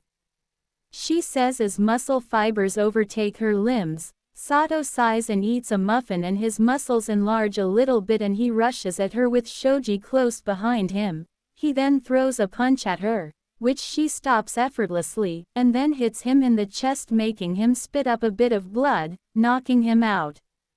Then to Shoji's surprise, she appears under him with one hand planted on the ground and kicks him in the chin, incidentally kicking him halfway through the ceiling. Ojiro is next to come at her, spinning to hit her with his tail, but same as with Sato, she catches it effortlessly and pulls him to her and punches him in the face, knocking him out while hearing a resounding crunch signifying a broken nose. So how about you make this easy on yourself, and give up? She says, turning to Kirishima, who's looking at her surprised. Then he thinks back to what Momo said in the first match. Sorry, but I'm not giving up. There's only no chance left if all of my team is down for the count, and I'm still standing. Kirishima says, rushing towards her, making her sigh, and he's surprised when she appears in front of him readying a punch. He then gets this weird tingle in the back of the brain, and to the surprise of everyone including Abara, he dodges the punch, and dodges a few more punches. Would you look at that, he's capable of using hockey, that or he just unlocked it. Abara thinks. Observation room. What do you know, he's unlocked observation hockey. Izuku whispers to Kyoka and Momo, but smirks seeing somebody's aura fluctuate. Hello Miss Monday, he thinks to himself. Abara vs Kirishima. It's been a while of Kirishima dodging Abara. This is starting to get annoying, but at least he's starting to get exhausted from overusing it. Abara thinks, noticing how hard he's breathing. She rushes at him and he goes to dodge again but can't move. He looks and sees vines around his legs, then she's on top of him and punches him through the floor, and when the dust clears they see he's unconscious. Villain team wins. All Might yells through the speakers. Later, we see all the girls of Class A and B eating together during lunch. So, Momo, Kyoka, I was wondering about something you two said, when the 2 of you and Midoriya were messing with Bakugo. A girl with pink skin says. That's so Mina, Momo says. Probably when we said the same exact thing as Zuko. Kyoka says. Yeah, that. Mina says. Well, you most definitely heard right. Momo says. So you and Kyoka are. A girl with a bit of a froggy appearance says. Yes, Suyu, Kyo and I are pretty much lesbians. Momo says. What do you mean pretty much? Setsuna asks. Tokage. What they mean is outside of Izu, they're only attracted to each other and me. Obara says, and the three of them can practically hear the record scratch when the rest of the girls look at them. What? Kyoka says, still eating, then Itsuka shakes her head. Well, that aside, Momo, when you told us that only Obara could beat Midoriya, what did you mean, since when I hit him he exploded into sand? She says. That'd be because Obara is the only person who can physically hit Zuko without that happening. Kyoka says. What does that mean? Itsuka asks. Well, we haven't figured it out yet, but it seems like an aspect of my quirk keeps intangibility quirks, or in Izuku's case the aspect of a quirk that makes him impossible to hit, from activating. Obara explains. Later that night, they're back home and they're working on homework. Hey Zuko. Momo says. Yes Momo. Izuku says. How did you keep me from seeing Tokage with my observation hockey? Momo asks. Put simply, your observation hockey was your downfall. When you pushed Kendo out of the way, I released a concentrated burst of Conqueror's hockey directly on you, making your observation hockey focus on me at that moment. Izuku explains. Hey Midoriya, are you testing Miss Monday or something? Toga asks, walking in. I guess you could say that. Why? Izuku asks. I just got a report for Baroque Works, that we should keep an eye on the four of you, and an Ejiro Kirishima. Toga says. Yeah, Kirishima unlocked observation hockey while fighting Obara today. Izuku says. Well, that's a scary way to unlock hockey. Toga says with wide eyes.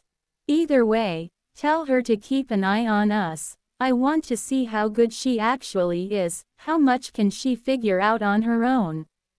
Izuku wonders aloud. Right, so you are testing her. I'll go tell her to keep an eye on you.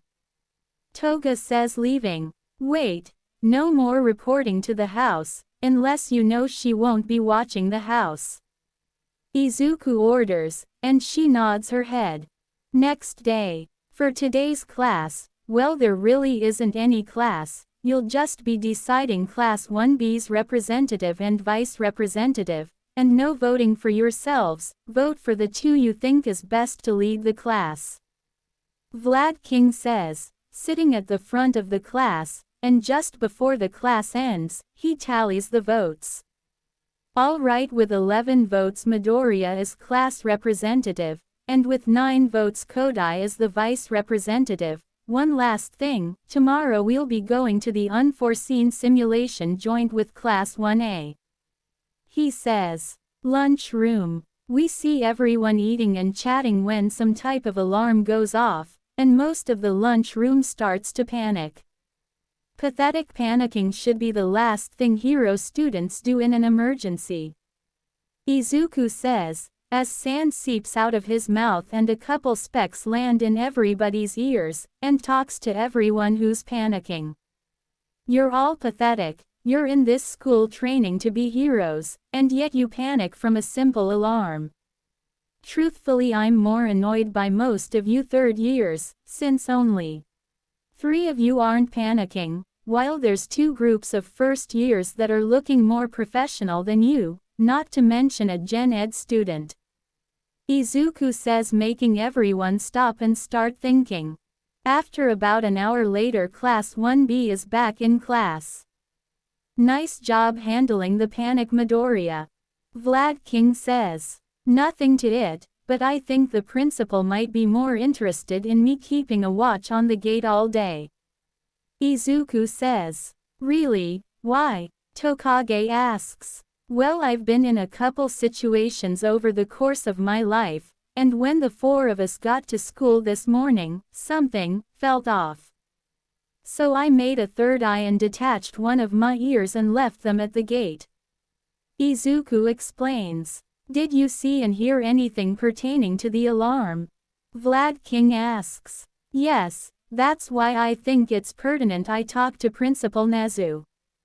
Izuku says, and 20 minutes later he's sitting in a well-kept looking office. Sitting at the desk is a white dog, mouse, maybe a bear with a scar over its left eye, and he's wearing a suit. So young Midoriya, what did you see? Nezu asks. Well sir, before the alarm went off and someone elbowed me in the head, breaking my concentration, those pesky reporters were banging on the gate. When this guy with pale blue hair and black attire walked through the crowd and said, "Allow me," then he put his hand on the gate, and it just disintegrated. Problem is I saw him come in with the reporters, when the alarm went off. Izuku explains.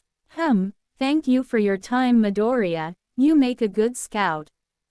Nezu says. My pleasure. Izuku says, leaving. Next day, we see both classes walk into a domed building, and as the school's rescue specialist, the space hero, 13 is explaining the meaning behind the exercise.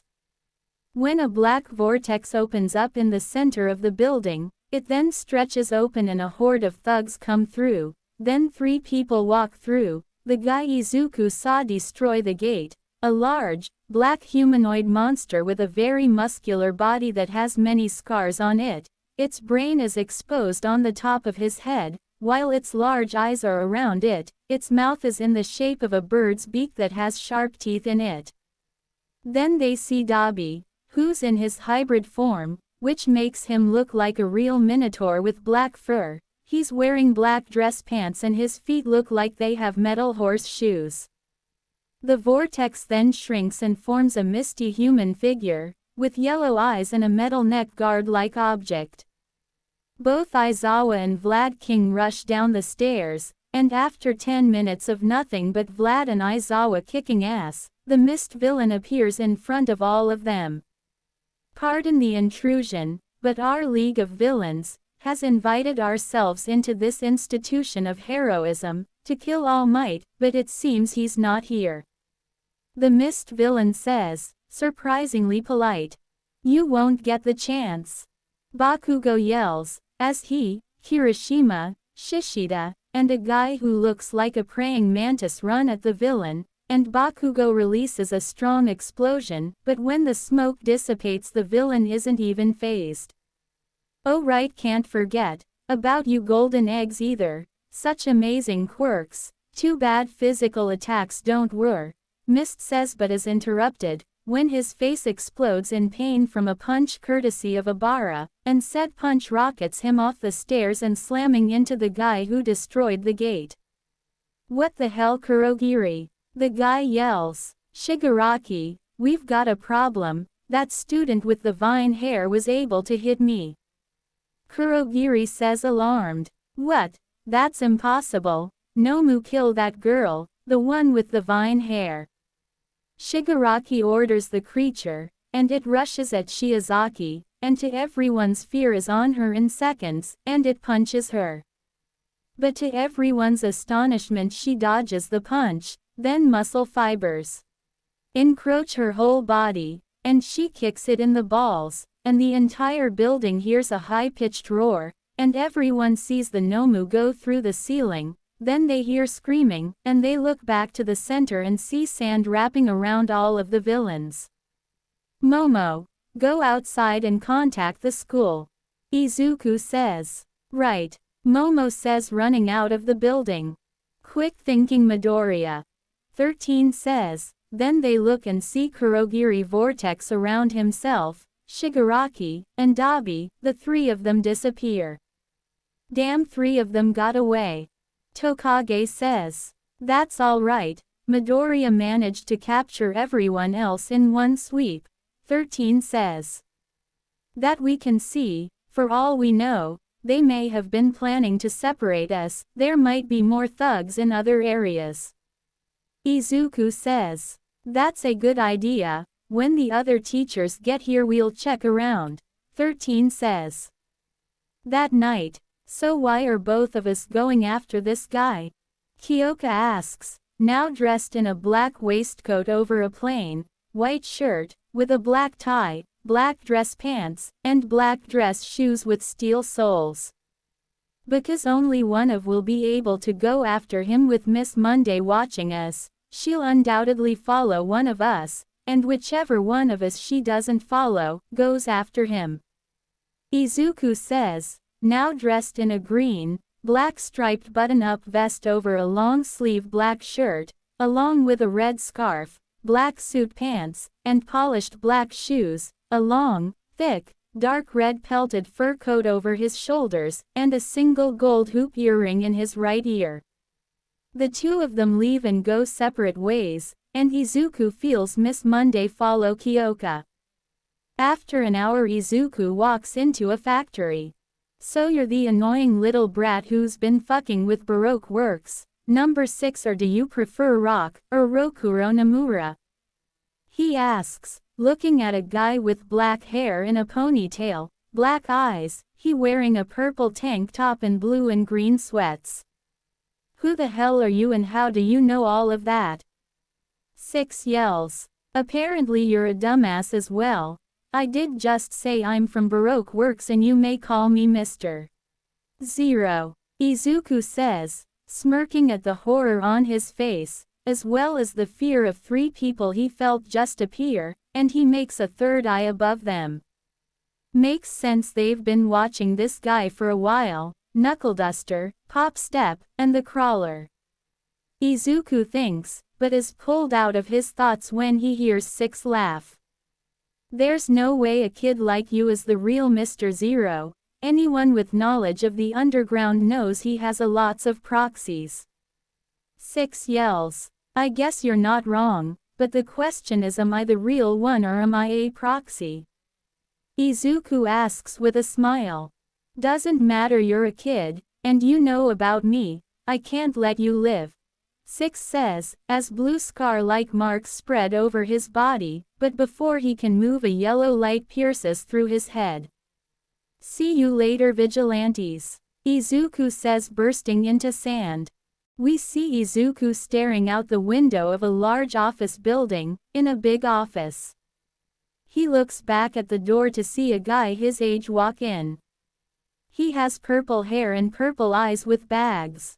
I was told to come to this office, for personal training, for the upcoming sports festival. He says, a bit confused. I know, I chose you after all. You're Hitoshi Shinso, first-year general studies student of UA, because your quirk brainwash has no effect on robots. Izuku says, turning around to look at him. Wait, I recognize you, you're in the hero course. Why are you helping your upcoming competition? Shinso asks. Mainly, I couldn't give 2 shits about the sports festival. I think it's completely stupid showing possible and known villains, what the upcoming generations of heroes are capable of. And to really answer your question, I chose to train you because you deserve to be in the hero course. With your quirk you could do a lot of good. Izuku says. But, if I do well enough, couldn't it threaten your spot?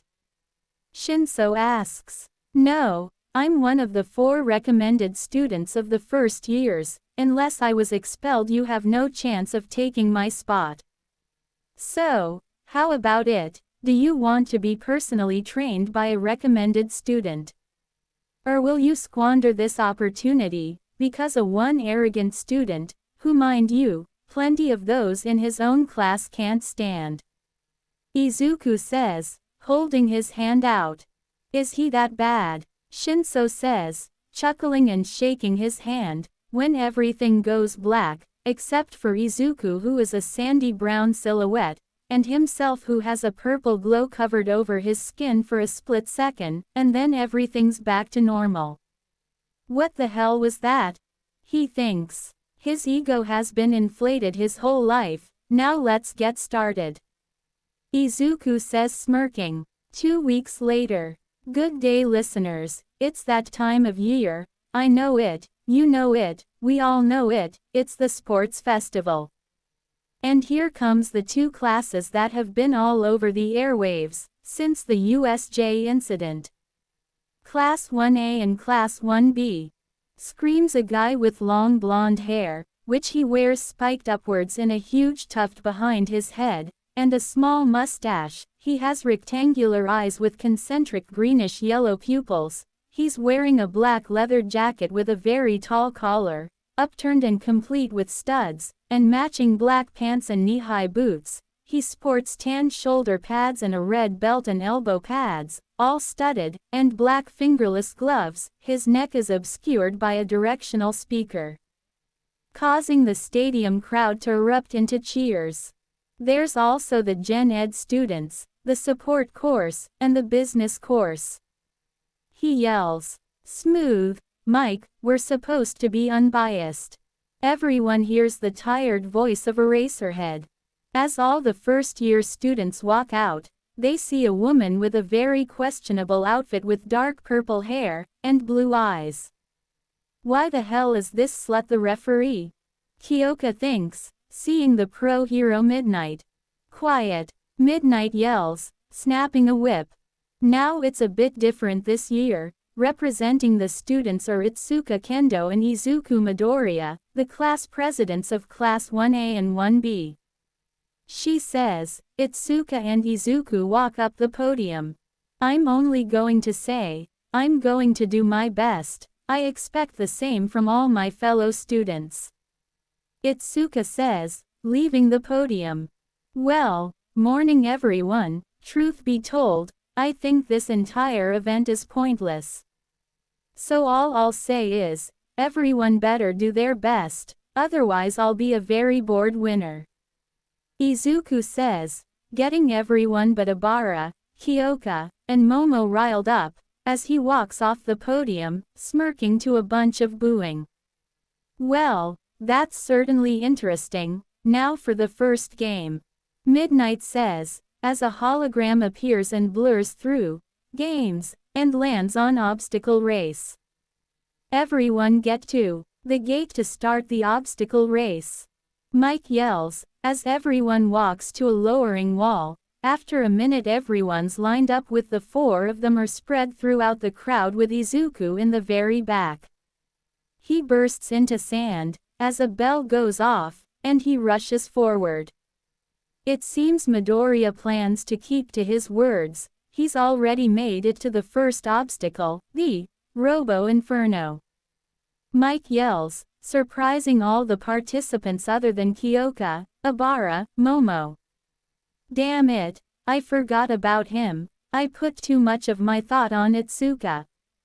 Todoroki seethes, and is even more annoyed when Kyoka, Momo, and Abara speed past him. He then sees a giant robot, and is actually surprised when Abara tears through it like it's paper, while Kyoka and Momo start vaulting over other robots. Once again Shiozaki tears through A0POINTER. Mike yells, "It's actually kind of surprising how fast Midoriya is able to move. When he's shifted fully into sand, he's already at the second obstacle."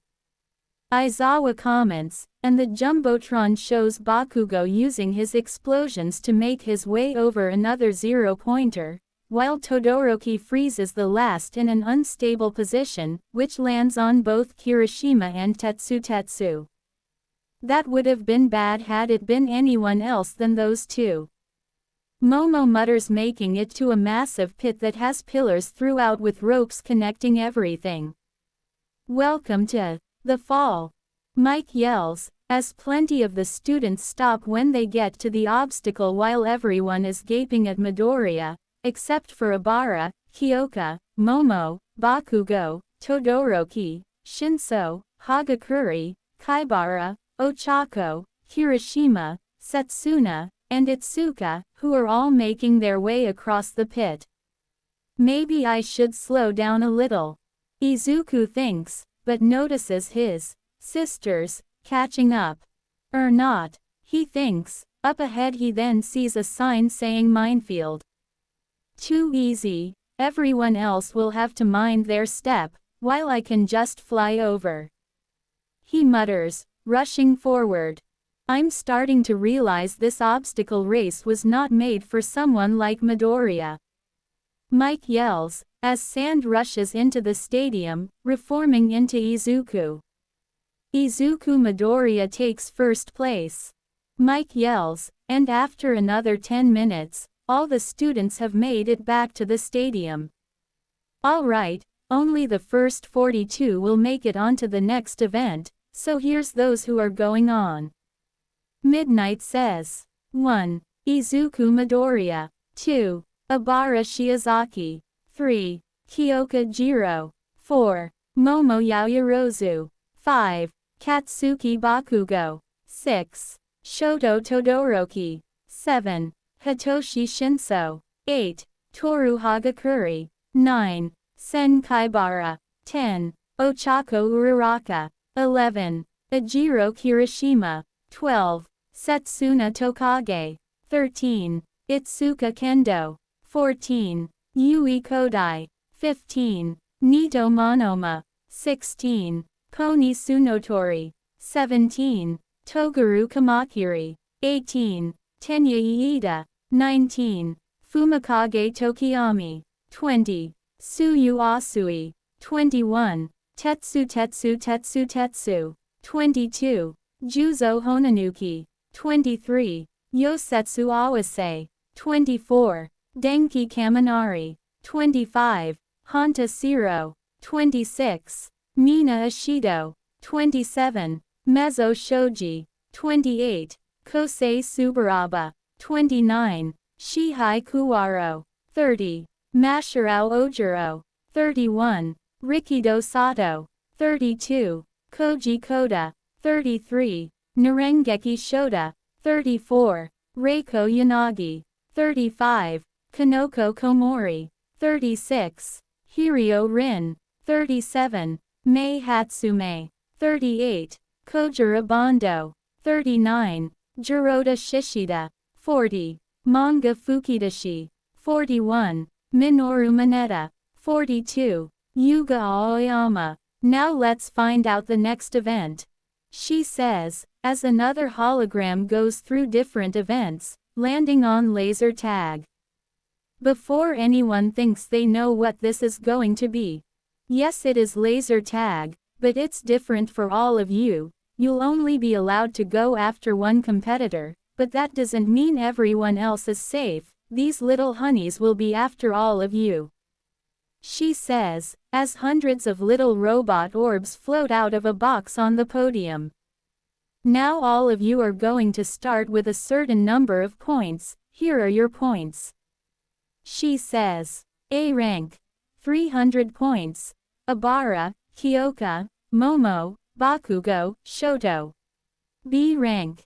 90 points. Shinso, Hagakure, Kaibara, Ochako, Kirishima, Setsuna. C rank. 50 points. Itsuka, Yui, Monoma, Tsunotori, Kamakiri, Iida. D rank. 40 points. Tokiyami, Asui, Tetsu, Honanuki, Awase, Kaminari. E rank. 30 points. Siro, Mina, Shoji, Subaraba, Kuwaro, Ojiro. F rank. 20 points.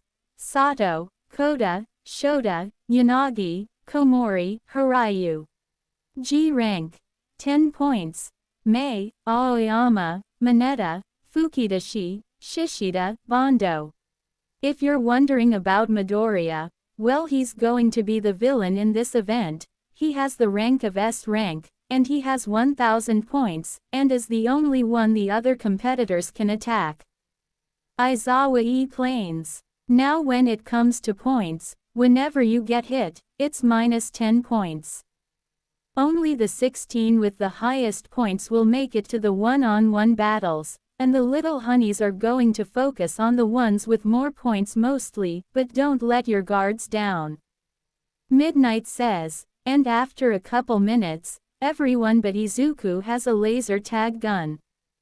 Begin. She yells, and sand erupts, forming a ball around Izuku, which flies into the air while some of the robots follow shooting at the ball, but it doesn't even leave a mark on the ball. Well, that's one way to protect yourself. Mike yells, as every other students pretty much say fuck this and drop their guns and focus on dodging the lasers. After 10 minutes all members of G and F ranks have been taken out. It's quite a spectacle with the A rank group. Aizawa says. What do you mean Eraserhead? Mike asks. Well, as Nezu informed you, the A rank group is emulating the top 5 pro heroes, but there is a difference between Shiozaki, Jiro, and Yaoyorozu, and Bakugo and Todoroki.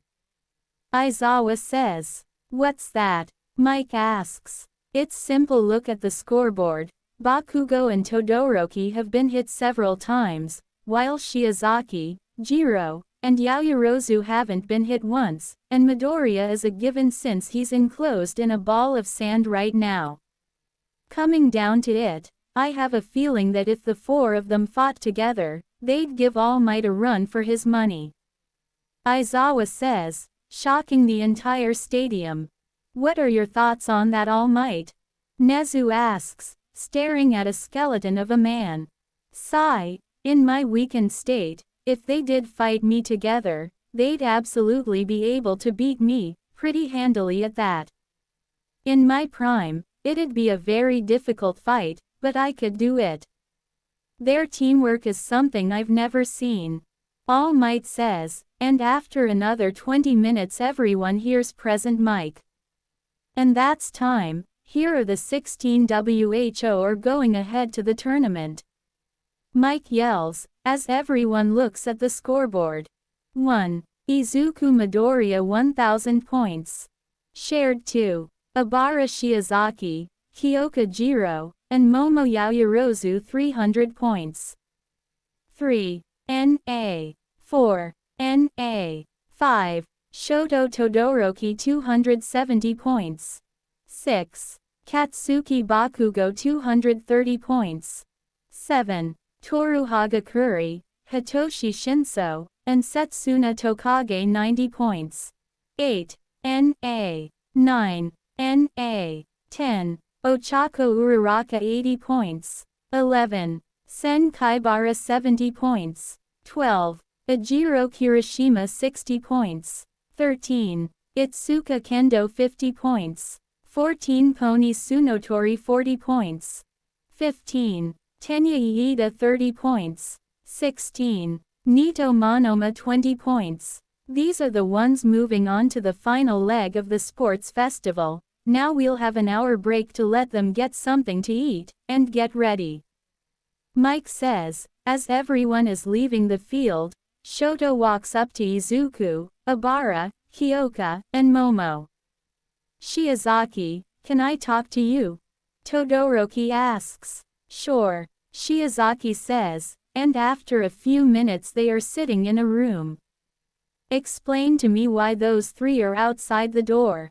Todoroki says. Whatever we're going to discuss won't leave this little circle, they're going to make sure no one comes in here.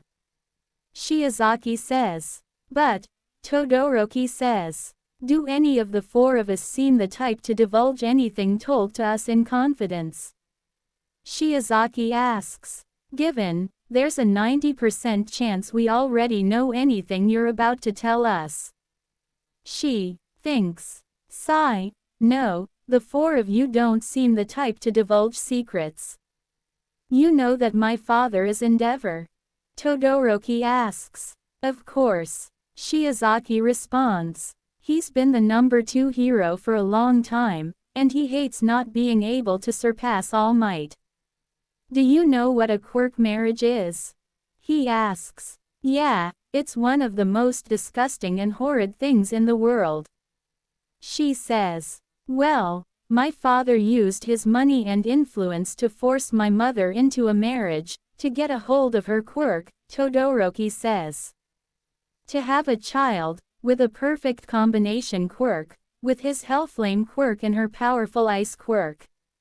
Shiozaki says. Yeah, and I was the lucky one of 4. He says. But what does any of this have to do with me?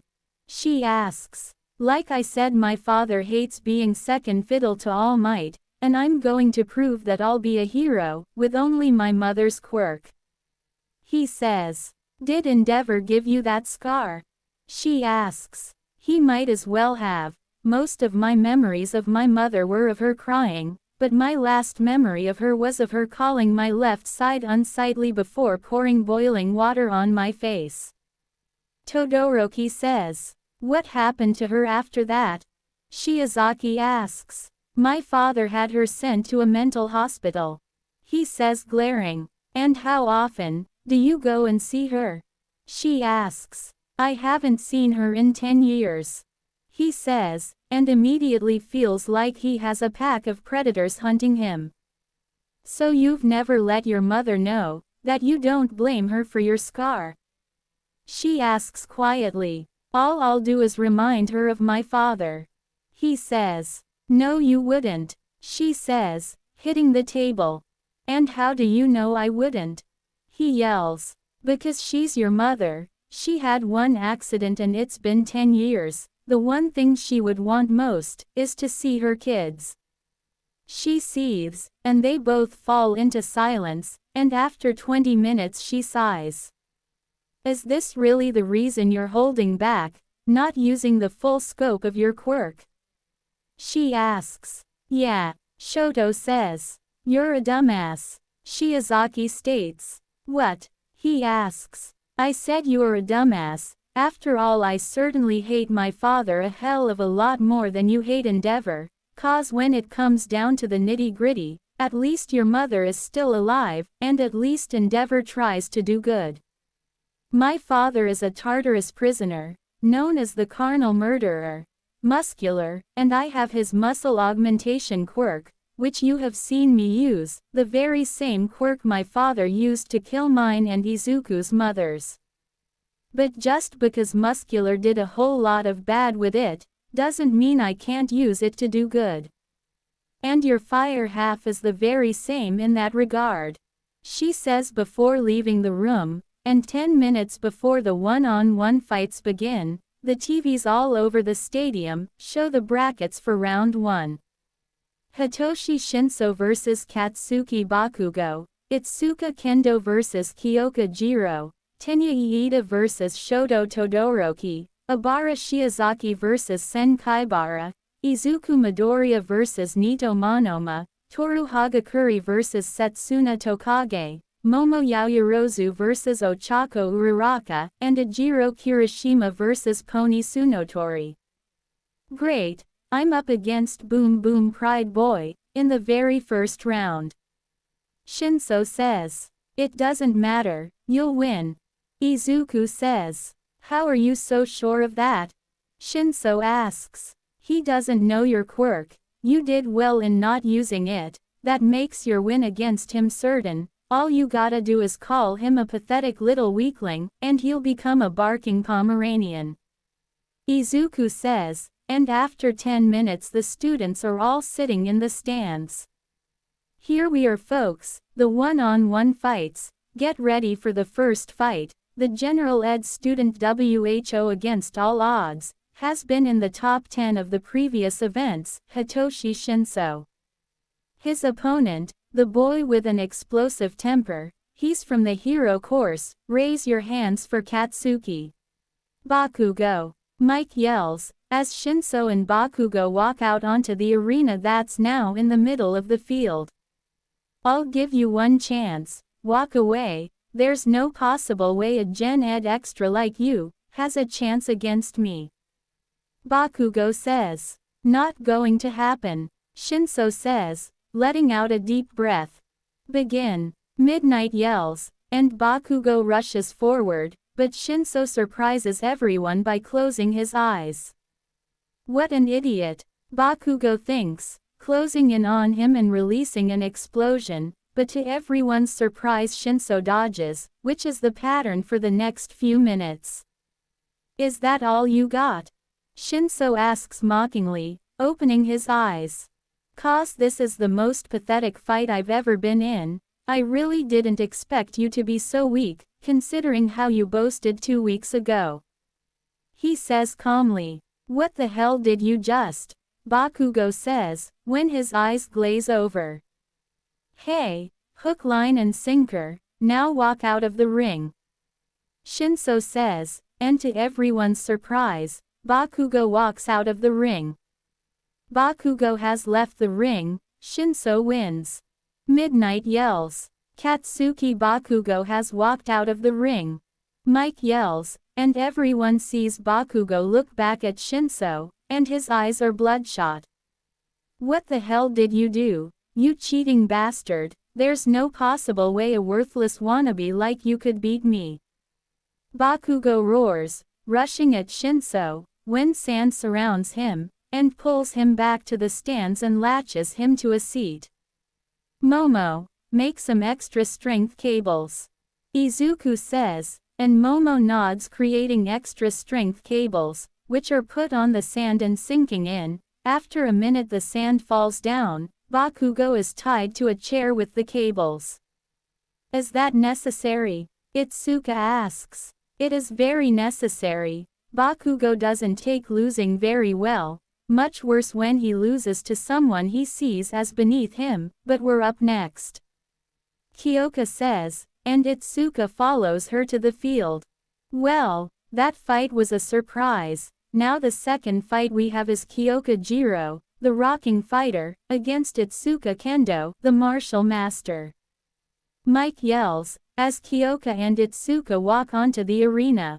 Begin. Midnight yells, and they both rush at each other, with Itsuka elbowing Kyoka in the face, and Kyoka kneeing Itsuka in the stomach, knocking each other back.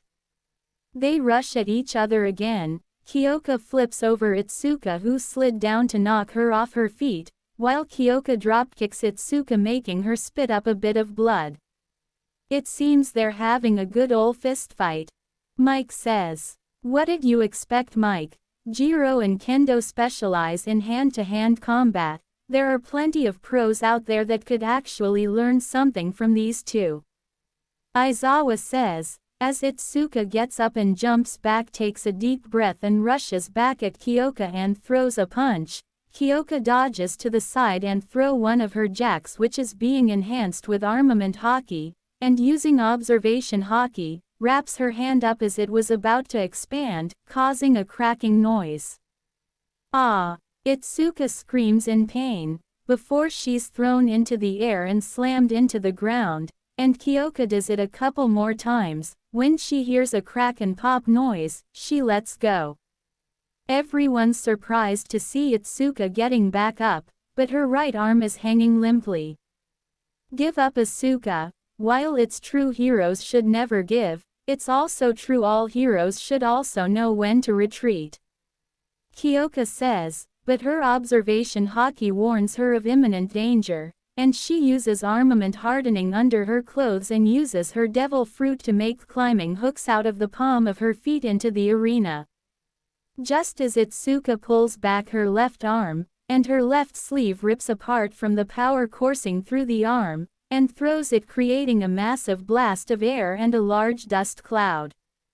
When the dust cloud clears, everyone except Izuku, Shiozaki, and Momo are surprised to see Kyoka only pushed back a couple feet, and they see Kendo's left arm is also hanging limply, but it is also a gnarled brown. Are you going to give up now? She asks, lowering her arm, receding the armament hardening and climbing hooks, as Itsuka just sighs, smiles, and walks off the arena. Kendo has left the arena. Jiro wins. Midnight yells. And as it is, Itsuka wisely leaves the arena, thus Kyoka Jiro wins. Mike says. Jiro's not wrong though. Heroes should know when to retreat, and thankfully Kendo knows when to. Aizawa says. Anyway, next we have the kids from two hero families, Shoto Todoroki, son of the number 2 hero Endeavor, against Tenya Iida, younger brother to the current Ingenium. Mike says, and the two of them walk onto the arena. Iida is relatively tall and muscular. He has short, dark blue hair and blue eyes. Shiozaki notices that Todoroki's eyes are bloodshot in anger. Be ready to stop a glacier, Izu. Shiozaki says, and Izuku nods, crossing his arms as his hands burst into sand, and fall to the ground, burrowing into it. Sand hell, he thinks, turning a giant section of ground into sand under the grass. Begin. Midnight yells, and Iida runs to the side. Recipro burst. Iida yells, as he blasts towards Todoroki, when ice erupts from Todoroki's foot, engulfing Iida and heading to the stands. Izuku throws his arm up and the sand under the ground rushes up, cutting off the ice from going any further. After a minute the sand falls back down, leaving the ice as a perfectly smooth wall, stunning plenty of people, including a certain number 2 hero. Iida is incapable of moving. Todoroki wins. Midnight yells. Well, that was fast. Now next is Obara Shiozaki. Admittedly, I think she might be the next All Might, considering her strength, against Senator Kaibara, the living drill. Mike says, as Shiozaki and a guy with shaggy, dark brown hair, thin, and lazy-looking, black eyes, walk onto the arena. Begin. Midnight yells. Muscle fibers overlay Shiozaki's arms and legs, while Kaibara's arms start spinning wildly. They rush at each other while they are attacking each other. They're also dodging all of each other's attacks. Those are some dodging skills. Mike comments. What do you expect, Mike? If anyone got hit by either of their quirks, they'd be in a world of pain.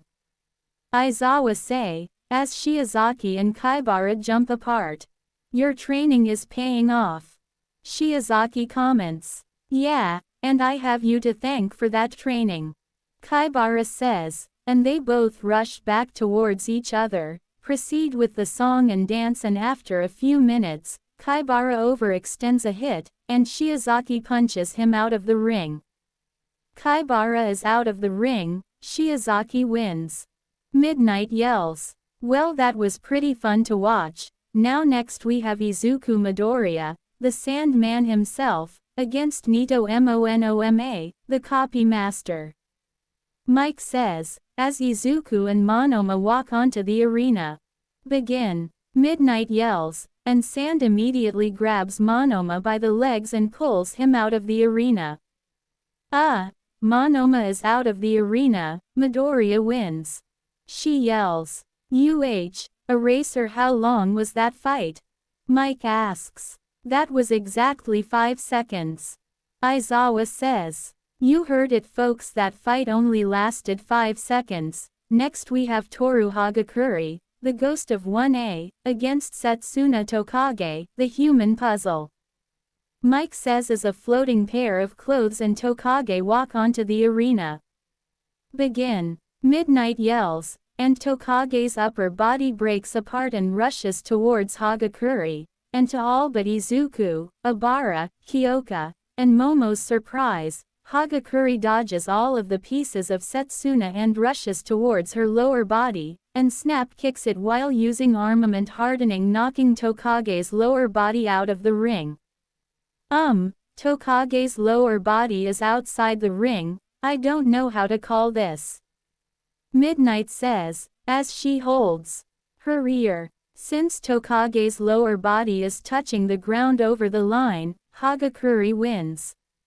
She yells. Well, that was certainly a surprise.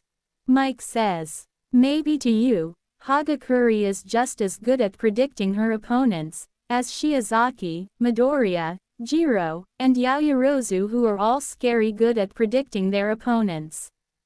Aizawa says. Well, ain't that interesting? Anyway, up next is Momo Yaoyorozu, the Queen of Creation, against Ochako Uraraka, the Princess of Anti-Gravity. Mike says, as Momo and a girl with shoulder-length, brown hair, bobbed and curved inwards in the front, large, round, brown eyes, and a perpetual blush, walk onto the arena. Begin. Midnight yells, as Momo and Ochako rush at each other. Momo uses her quirk to create a smooth, black mace, that she encroaches with armament hardening, and swings at Ochako, who to the surprise of those who know her, slides under it and sweeps at Momo's feet, who jumps over it. Ochako then pushes up to a handstand, kicking Momo in the stomach, launching her through the air a little. Hey, looks like our help is paid off. Momo chuckles, as she rushes at Uraraka, and jumps over, hitting her in the back of her legs faster than Uraraka can react, tripping her, and kicking her out of the arena. Uraraka is out of bounds. Yaoyorozu wins. Midnight yells. Well, that was interesting. It seems that whatever training Uraraka has done certainly paid off. Yaoyorozu is considered as one of the strongest first years.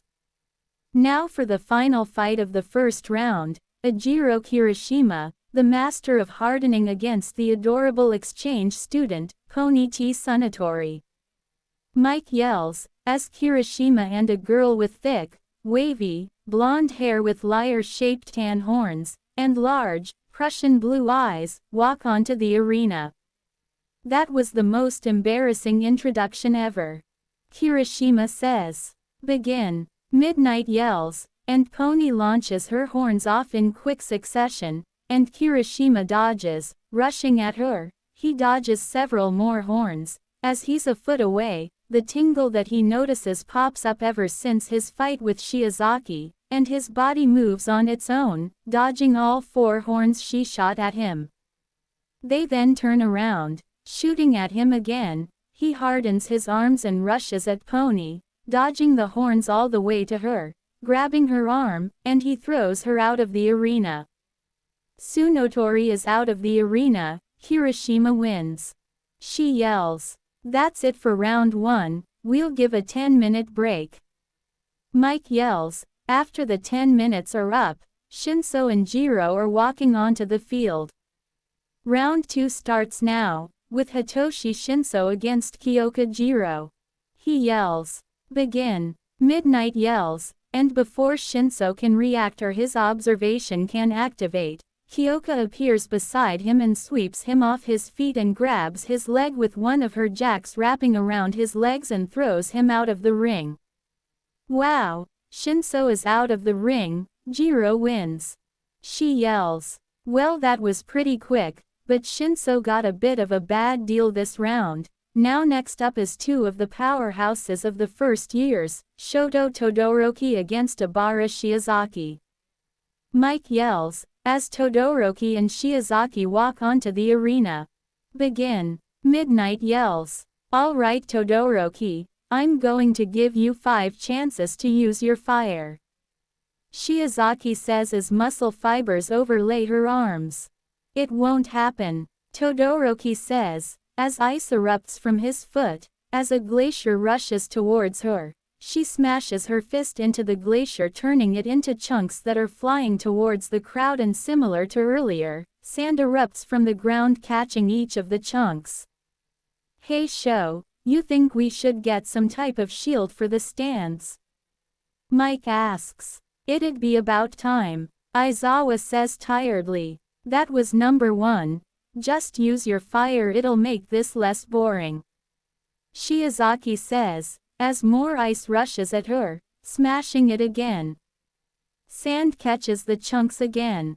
Another glacier, which she smashes, and the chunks are caught by sand. Everyone can plainly see that Todoroki is shivering, and yet he shoots another glacier at her, that she smashes and sand catches. You have 1 try left. At this rate you'll never be a hero. True heroes use everything at their disposal, yet you only do it half-assed, all because of a grudge against someone who's not even worth the effort. Shiozaki says, crossing her arms, in a bored fashion, angering him. As a massive glacier rushes at her, she just stands still and she's encased, while sand rushes up to stop the ice from hitting the stands. What's this? Is Shiozaki's run done for? Mike yells. Before Midnight can say anything, the entire stadium shakes. As the glacier cracks, another shake, it cracks more, and with a final shake it shatters, and sand rushes up over the crowd and catches all the ice. How disappointing. Shiozaki sighs, and to the surprise of all but Izuku, Kyoka, and Momo, she appears in front of Todoroki and roundhouse kicks him in the chest, making him spit up a bit of blood and rocket out of the arena. Todoroki is out of the arena, and it seems, unconscious as well. Shiozaki wins. Midnight yells. I'll admit that fight was a bit anticlimactic. Now next up we have Izuku Midoriya against Toru Hagakure. Mike yells, and the two of them walk onto the arena. Begin. Midnight yells. Izuku pulls one of his hands back and sand rushes over the arena catching Hagakure and pulling her off. Hagakure is out of the ring. Midoriya wins. She yells. Midoriya gives us another quick match. Next and final match of round 2, Momo Yaoyorozu against Ajiro Kirishima. Mike yells, as the two of them walk onto the arena. Begin. Midnight yells. Momo creates another black mace and uses armament hardening, as they rush at each other, and attack but dodge. He's still not in control of it. Momo realizes, and she keeps his observation going. Looks like Momo isn't giving Kirishima any quarter, it seems his streak might just end here. Mike yells, and after a few minutes, the tingle in Kirishima's head stops, and before he can react he's hit in the face by the mace, launching him off the arena, and when he stands, they see his nose is broken, his face is all bloody, and he's wobbling side to side. Might have given him a concussion. Momo thinks. Kirishima is out of the arena. Yaoyorozu wins. Midnight yells. There we have that was the last fight of the second round. Next is the semi-final round, pitting a family against itself. Mike yells. That was a very bad way to say that the last 4 students are practically a family. Aizawa says exasperated. Either way, next up is Kyoka Jiro against Abara Shiozaki. Mike yells, and the two of them walk onto the arena. Now this is going to be a fight that every hero on the planet can learn a thing or two from. Aizawa says. Begin. Midnight yells. Up in the stands some of the students notice Izuku look at Momo. Momo, have Kyoka and Abara ever actually had a full-on fight? Izuku asks. Of course wait, no, they haven't. We always thought it'd take all 3 of us but, Kyoka has never fought Shiozaki by herself. Momo says. It doesn't matter, we all know Shiozaki is the strongest. Monoma says. Actually Monoma, in spars back at home with not using our quirks, none of our family have beaten Kyoka in a fight. Izuku says, surprising all the other students. Back on the arena, muscle fibers wrap around Abara's arms and legs. They see her legs tense, with a twitch the whole arena cracks, and she disappears, and Kyoka bends back placing her hands on the ground and kicks up, and surprising everyone Abara appears where Kyoka was, while Kyoka's leg hits the back of Abara's knee, then her jacks wrap around Abara's legs smashing her head first onto the arena. Kyoka's jacks recede, and Abara gets up. I forgot how brutal you can be. Abara says, rushing at Kyoka, which destroys a part of the arena, but Kyoka is still able to dodge, causing a punch to miss, but the crowd feels a small blast of air pressure. They then see Kyoka land a small blitz of punches to Abara's stomach, then she kicks her square across the face, and puts her hand on the ground and catching Abara in the ribs, spinning around she kicks her in the back, and then pushes herself into the air and kicks down onto Abara's left shoulder, making her scream in pain. Kyoka spins around in the air kicking down onto her other shoulder. When she lands on the ground she's on a one-handed handstand already spinning. She sweep kicks Abara's knees, tripping her and snap kicking her in the stomach, and launching her out of the arena, surprising all watching, except Izuku and Momo. Shish Shiozaki is out of the arena, Jiro wins. Midnight yells, with a hint of shock. There you have it, Jiro is heading into the finals. I'll be honest, I'm rather surprised. Mike yells. Well, I'm not. Not one of the members of my class has beaten Jiro because of how skilled she is, and 9 times out of 10 skill will always trump outright power. Aizawa says. Well, next we have Izuku Midoriya against Momo Yaoyorozu. Mike yells, as Izuku walks onto the stage, but Momo walks over to Midnight. Is there a problem, Yaoyorozu? Midnight asks. No, I'm just conceding. Momo says, surprising most of the stadium.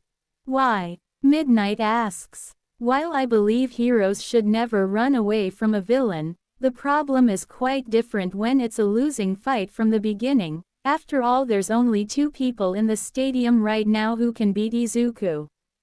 Momo says, and many of the pros agree. Well, since Yaoyorozu has conceded, come on out, Kyoka Jiro, you're up. Mike yells, but Kyoka as well walks over to Midnight. Do I need to give a reason for conceding? Kyoka asks, full of snark. No, Midnight says. There you have it, Izuku Midoriya wins the sports festival. Mike yells. Couple days later, Izuku is doing some paperwork in his study when his phone starts ringing. He checks it and it's Tsukauchi. He answers it. Hey kid, Tsukauchi says morosely. Sigh. What's going on? Izuku asks, seriously. You know your classmate Ochako Uraraka? Tsukauchi asks. Yeah, why? Izuku asks. Wheel. Tsukauchi says, and tells him something. What? Izuku screams, grabbing everyone's attention, who all run up to the study, only to see Izuku massively beyond livid.